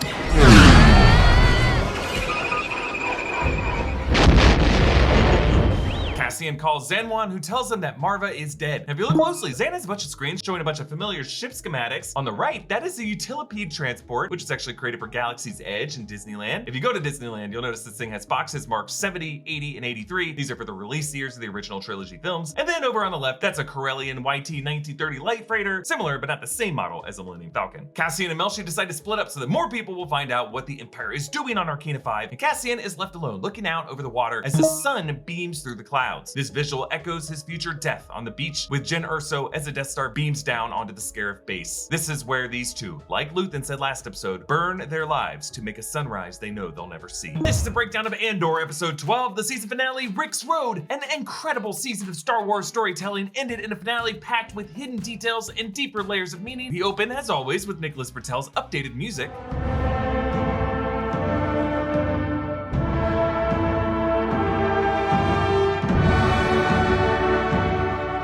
Over a steady drum beat, a mix of horns come together. This is the music of Marva's funeral march that congeals into a battle charge this episode. Every episode this season has really been the sounds of Marva's Ferrix funeral band getting into tune and eventually playing the same theme. A really awesome parallel. Now in this episode, the product of this music is what looks like the earliest open revolt against the Empire in Star Wars history. Now obviously Saw Gerrera and Luthen and Anto Krieger were involved in all kinds of criminal plots, but like the Boston Massacre in 1770 leading to the American Revolution, this is one early instance where blood was shed and average folks rose up on their own. We're rioting now? We're rioting now! We start with this close-up of Wilman Pox soldering the fuse for the explosive that'll later throw in this riot. This mirrors the close-up of the tinkering droids in the post-credits scene where they fuse the Narkina 5 parts into the Death Star. Each side, Rebellion and Empire, building weapons to kill the other, recalling Luthen's line of being damned to use the tools of his enemy to destroy them. But really, these sparks and whiffs of smoke are lighting the fuses for much more explosive fireworks later on in time. Wilman Pock is the son of Salman Pock, whose appearance here glows in remembrance on Wilman's desk. Salman is the parts shop owner who hid the radio for Bix to use and was arrested in episode 8 and last seen post-torture until Captain Van Estigo took care of him off-screen in episode 9. I'd like to hang him. What's left of him, anyway. Make sure they know who's in charge. As you wish. We cut back to Wilman repeatedly in these opening minutes as he gingerly assembles each piece of the device, plugging in cables and twisting them into place. Each piece is covered in dirt and grime and rust, a recurring theme in this episode. People don't look down the way they should. They don't look down, they don't look past the rust. There is a darkness reaching like rust into everything around us. But Wilman looks past the rust to innovate something to hurt the Empire. He finally dials up the charge, and the ascending lights give this the feel of Wilman's own handheld Death Star, which would charge up and light up in a similar way before it would bring utter destruction. Wilman, you may fire when ready. Dedra Meero's Lambda-class shuttle lands on Ferrix beside this larger four-winged vessel. This is actually a Zeta-class cargo shuttle, first seen in Rogue One over Jedha, and later landed on Scarif. As she walks on the deck, she's flanked by Death Troopers. These are the troopers that accompanied Krennic in Rogue One's opening scene. In Bix's cell, the security camera pivots to face her. Again, this is the same 6-grid design as the cameras Han and Chewie shoot out on the Death Star, but it's so unnerving to be alone in a room with a stationary camera that suddenly turns to face you. What, was your lens not wide enough? Do you really need me to be centered for your shot right now? Zan connects with Brasso, and at first we don't even notice Zan in the out-of-focus foreground blending in with the bricks. It's implied that these bricks are all composed of dead Ferrixians, and Zan will become one of the casualties of this riot. As they goss, Nurchi watches in from the shop where a speeder is being dismantled. It's painted green and orange or yellow. I thought maybe it could be Anakin's speeder from Attack of the Clones, or maybe a pod racer. Tony Gilroy did let his art department go crazy with background references, so I'm sure it's something. They also passed a shop where a man in a bucket hat tinkers with the droid. I just love how busy everything feels on Ferrix. Nerchi buys Zan some drinks trying to get info from him because we learn he is a snitch for the Empire. But remember, he needs this money because he previously loaned money to Cassian and Cassian never paid him back. So really, Nerchi was a product of Cassian's own mistakes. Mon Mothma opens her collar to breathe, which is a recurring theme on this series. Characters being smothered and choked and otherwise bound, either by the Empire or by themselves, but all of it a result of the Empire's tight grip. A grip that as it gets tighter, more star systems slip through its fingers. But here Mon confronts her husband Perrin about his gambling, knowing that her driver Cloris is eavesdropping on them. So was Perrin actually gambling? On one hand, she wasn't surprised when Pavo Skolden last episode said that he knew Perrin, suggesting that Pavo was a loan shark to Perrin in the past. But think about it, Mon is smart enough to know that Cloris is listening in. I think she's throwing Perrin under the bus to have a plausible cover story for the missing credits from her account when the Empire eventually checks it, which would justify why this honorable senator would marry off her daughter to the family of a notorious crook. Because later, as Cloris reports this all to Blevin, Blevin says, "They've made some odd banking moves recently. This would certainly explain it." I think that's why rather than fully shutting down defensively, Perrin has a valid counter-argument. This is wrong, Mom. This is people trying to take you down by coming after me. And notice how it legitimately hurts Mon to hear Perrin try to explain where these gambling rumors are coming from. Deep down, she knows she is the one betraying him here. And you probably noticed Mon referencing Canto Bight, the casino planet from The Last Jedi. You know, as we mentioned it, Rian Johnson's amazing tracking shot over the tables of that casino was an homage to William A. Wellman's tracking shot of the 1927 film Wings. One of my favorite practical shots in which tables and chairs were pulled apart right as the camera passed over them. Also, incredibly, I noticed there is a same-sex couple there in 1927, and we have come so far. Cassian finds Clem's brick on the wall covered in moss and in roots, suggesting that all the other memorial bricks are tidied up by loved ones, but since Marva has died and Cassian's been gone, no one has really cleaned Clem's brick. The Aurebesh on that brick is the same font as the scrapyard sign, which reads Zorbies with the letters distorted, so it's kind of hard to tell. But here, the same font translates to Clem Andor, but the birth date above and the death date below are worn off. We cut to a flashback seeing young Cassian only from behind, as we did in the flashback before, but we never see young Cassian's face. Because think about it, adult Cassian only remembers these from what he saw, not from how he looked, which is how we all see our memories. Clem says, "The man that sees everything is more blessed than cursed." And he says how most people don't look past the rust of something, but with just 2 minutes of cleaning, you can find a diamond in the rough. This is the gambit that Cassian poses to Luthen at the end of the episode. Look past the rust of me and see how valuable I can be to the rebellion. Cassian again rode into the Corellian hounds in the scrapyard and reunites with Pelgo, back from earlier in the season, played by Kieran O'Brien, aka Jamie Tartt's dad on Ted Lasso. And what follows is yet another amazing speech on the series, Nemik's full manifesto passage, which we only heard a piece of last episode, but we start with Bix and with Luthen. There will be times when the struggle seems impossible. I know this already. Alone, unsure, dwarfed by the scale of the enemy. Remember this.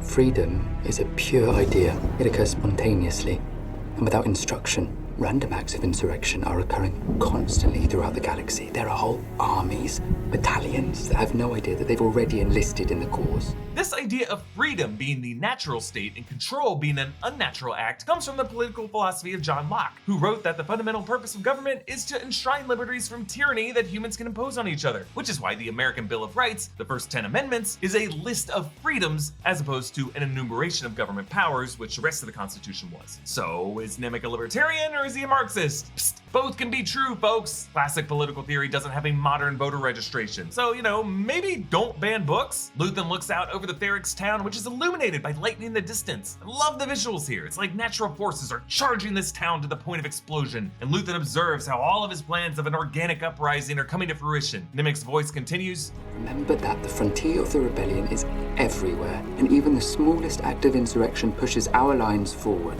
The Imperial need for control is so desperate because it is so unnatural. Tyranny requires constant effort. It breaks. It leaks. Authority is brittle. Oppression is the mask of fear. Remember that.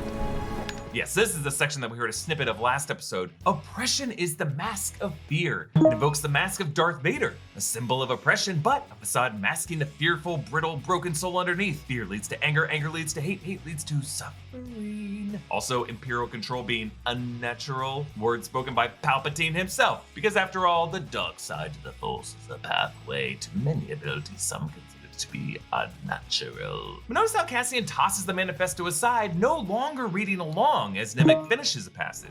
The day will come when all these skirmishes and battles, these moments of defiance, will have flooded the banks of the Empire's authority, and then there will be one too many. One single thing will break the siege. Remember this. Try.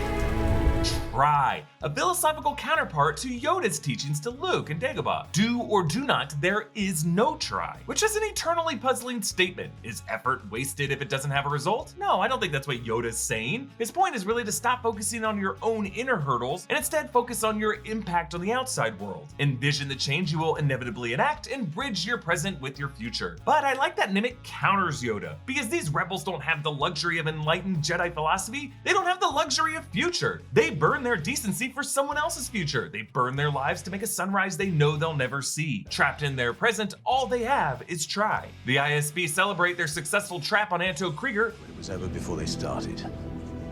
Prisoners? Not today. Yeah, remember, Young is a rebel spy who tried to save Anto Krieger's group, but Luthen let them die to preserve Young's status as the spy. And I like how he twitches his mouth as he says, "not today," a little subtle masking of his true feelings in this moment. And by the way, Anto Krieger's hollow projection last episode was designed using the likeness of Andor graphic designer Barry Gingell. The screen behind Partagaz shows the spellhouse surface. The Orvesh reads Imperial Saturation, which could mean those red circles are where stormtroopers are located, clearing out Krieger's group. Korv watches over the Andor home and sees B2EMO leave with Zan wearing Brasso's clothes. What? They give him the slip! So Brasso meets Cassian and gives him Marva's final message to him. Tell him none of this is his fault. It was already burning. He's just the first spark of the fire. Tell him he knows everything he needs to know and feels everything he needs to feel. And when the day comes that those two pull together, he will be an unstoppable force for good.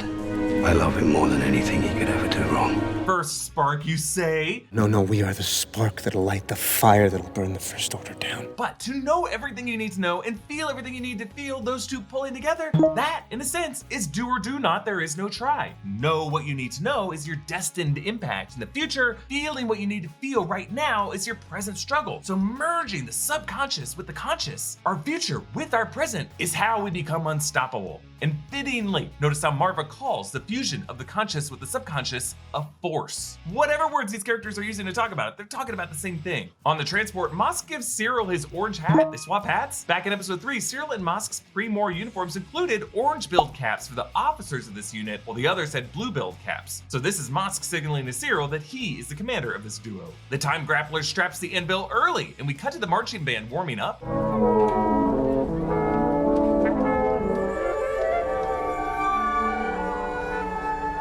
Their instruments look like modified French horns and flutes and trumpets. On the brick wall beside the Daughters of Ferrix is Orbish graffiti translating to Andor, likely in honor of Marva Andor. They start the funeral early to clear more men from the hotel to leave Bix less guarded. This idea of using a funeral as a cover for a plot is something that we've seen before from the Joker in The Dark Knight and from the 7th Cavalry and HBO's Watchmen, and this sequence has similar tension rising beneath as we cut from character to character. It's also something uniquely prohibited by the PORD, using a local cultural custom as a cover for rebel activity. Brasso presents Marva's brick, and again the Orvesh is distorted in the font I mentioned earlier, but it translates to Marva Andor. And above, the numbers 7895.330.9, that is her birth date, and below 7972.216.4, her date of death. And I know it's rude to do the math here, but that would make Marva 77 at the time of her death. But these numbers are hugely significant because this is the CRC dating system instead of the BBY and ABY system that we've typically used, and what this series used in its first episode's on-screen title. CRC, or S1.E1 Reckoning, was first used in Pablo Hidalgo's 2018 Scum and Villainy case files on the galaxy's most notorious, and Hidalgo said that they used this dating system on the brick because these characters would not know the Battle of Yavin is coming. So Marva died in 7972, and Princess Leia gets arrested in 7977, 5 years from now. I really love this attention to detail. Cassian listens to the music here.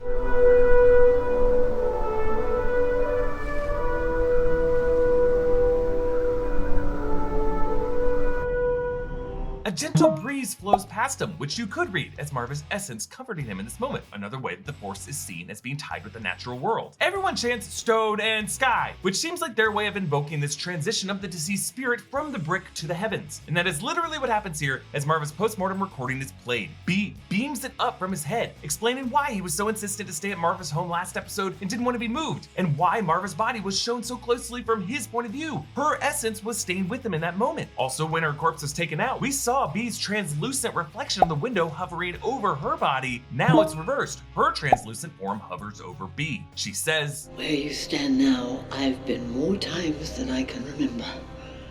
I always wanted to be lifted. I was always eager, always waiting to be inspired. I remember every time it happened, every time the dead lifted me." This is taking place on Rix Road, the title of this episode. This is a street that Marva previously said she used to avoid because it's where Clem was hanged, and she didn't want to be reminded of that. So in her pre-death moments, she is pondering, feeling like she was already dead, lifted up beside Clem. Her speech is beautiful and it cuts deep. The Empire is a disease that thrives in darkness. It is never more alive than when we sleep. Yeah, casting the Empire as a disease echoes the way Partagas described the rebellion. We are healthcare providers. We treat sickness. We identify symptoms. We locate germs, whether they arise from within or have come from the outside. The longer we wait to identify a disorder, the harder it is to treat the disease. And Marva closes. It's easy for the dead to tell you to fight. And maybe it's true. Maybe fighting's useless. Perhaps it's too late. But I'll tell you this.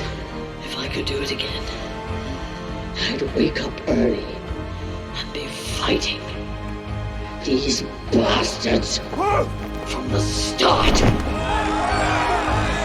Fight the Empire! All right, two things about Fiona Shaw's delivery there. One, her read on bastards. And two, the profanity she said that you didn't hear, because look closely at Fiona's mouth on Fight the Empire. Fight the Empire! Yeah, she did not enunciate the word fight there. The teeth do not come down to make the T. It was a back of the mouth consonant there. She definitely said the Empire. It looks like they dubbed it with fight and they used the projector glitching a little bit to mask it. Just think about it. B's adorable stutter helped cover Marva's potty mouth, and the Disney censors shut it down by knocking over the projector. And knocking over this precious droid breaks the dam. Brasso uses Marva's brick to smash the guard. So if you think about it, Marva herself was literally among the first punches here. Willman throws his explosive and it knocks over a bin of grenades, causing a devastating chain reaction that kills Nurchi, and the blast blows out Bix's windows, because before she was reluctant to leave herself because she was so traumatized, but that deafening blast finally cleared the sounds of the Dysonite screams from her head long enough for her to leave. TiVo orders the stormtroopers to fire at will, and it's so hurtful to see all these people get gunned down, including an elderly daughter of Ferrix, and Zan in a rage jumps on a stormtrooper and gets shot himself, and the camera stays on him for several seconds, forcing us to take it in. The time grappler continues to pound the anvil to call more people to join the mob, and that stormtrooper who tries to stop him gets a full Leonidas kick. This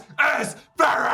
And a reminder that this time grappler is played by Neil Bell, who played the badass starter car leader in Denis Villeneuve's Dune. Cyril saves Dedra from the mob, and I love how Denise Goff plays this moment, terrified, overwhelmed with emotion, trying to keep her cool, and thank God these two do not kiss. I don't think I could handle that. Cassian and Bix meet up with Brasso and Jezzy, B and Willman and Pelga, planning to retreat to Ganji Moon. Stay low all the way to Farside Sea. The moment you get over the water, you climb. Ah, there's that word again. Climb! Nimic's order to Cassian to escape Aldhani. Kino's order to all the prisoners to escape in K2SO's final word to Cassian on Scarif and Rogue One. And notice the ships in Zorby's shipyard include the cockpit of a Y-Wing that's painted yellow, but its back engines are not fully intact. Maybe it's mid-transition from the earlier model BTL Y-Wing Starfighter. On the right, painted blue and white, is the same model as the Bestoon Legacy, that's Ochia Bestoon starship in The Rise of Skywalker. And then the back on the right is a VCX-100 light freighter that's the same model as the Ghost, Hera Syndulla's ship in Rebels. Mon Mothma and Perrin hand off their daughter Leia to Pavo Skolden and his son, and that little culty girl is into it. Notice how Mon now wears blue and gold, the colors of House Skolden, to mark her consent to this gross union. Cassian gives Luthen the option to shoot him. What game is this?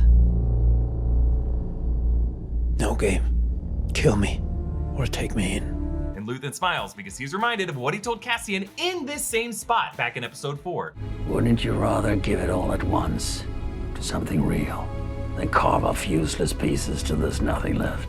post-credit scene confirms what we suspected about the Narkina 5 parts. They are loaded into place as joint pieces to assemble the Death Star. Like the prisoners of Narkina 5, these droids are grouped together to load each one into place. Part of the same exact assembly line as all those prisoners were. As was the case in Rogue One, they use scale so well to convey the immensity of the Death Star. We start small and close up to give a sense of each individual part and pull back more and more and more to show each of these massive pieces coming together to form the Death Star's focus dish, a piece that we'll finally see lowered into place in one of the early shots of Rogue One. Now the planet in the background is definitely Scarif. You can see the same exact landmass in the water where the Scarif base will be built in that movie. So it is confirmed that Cassian helped build the weapon that will one day be used to kill him. But the riot he helped orchestrate did help delay the Death Star's construction just long enough for the rebels to get their hands on the schematics that they can use to bring this battle station down. I so loved Andor, and I hope these breakdowns helped you appreciate that Easter eggs aren't always obvious stuff like loath cats and lightsabers. Sometimes they're just cool attention to detail hidden in Orvesh. And I will always appreciate Andor for making a great Star Wars story, not out of nostalgia for other titles, but really out of its own great character development and its own great story. 10 out of 10. Okay, that was our full breakdown compilation of Andor Season 1. If you want to support new Rockstars, we have these great Neil I Want to Go Home shirts and other Star Wars and Marvel designs on our merch store, nerdriot.shop. And a huge thanks to our YouTube member, Cameron, for supporting us at the executive member level. You can find me at EA Voss on all social platforms, and you can support all 3 channels in the New Rockstars network by subscribing. Thanks for watching, and I'll see you next time. Bye.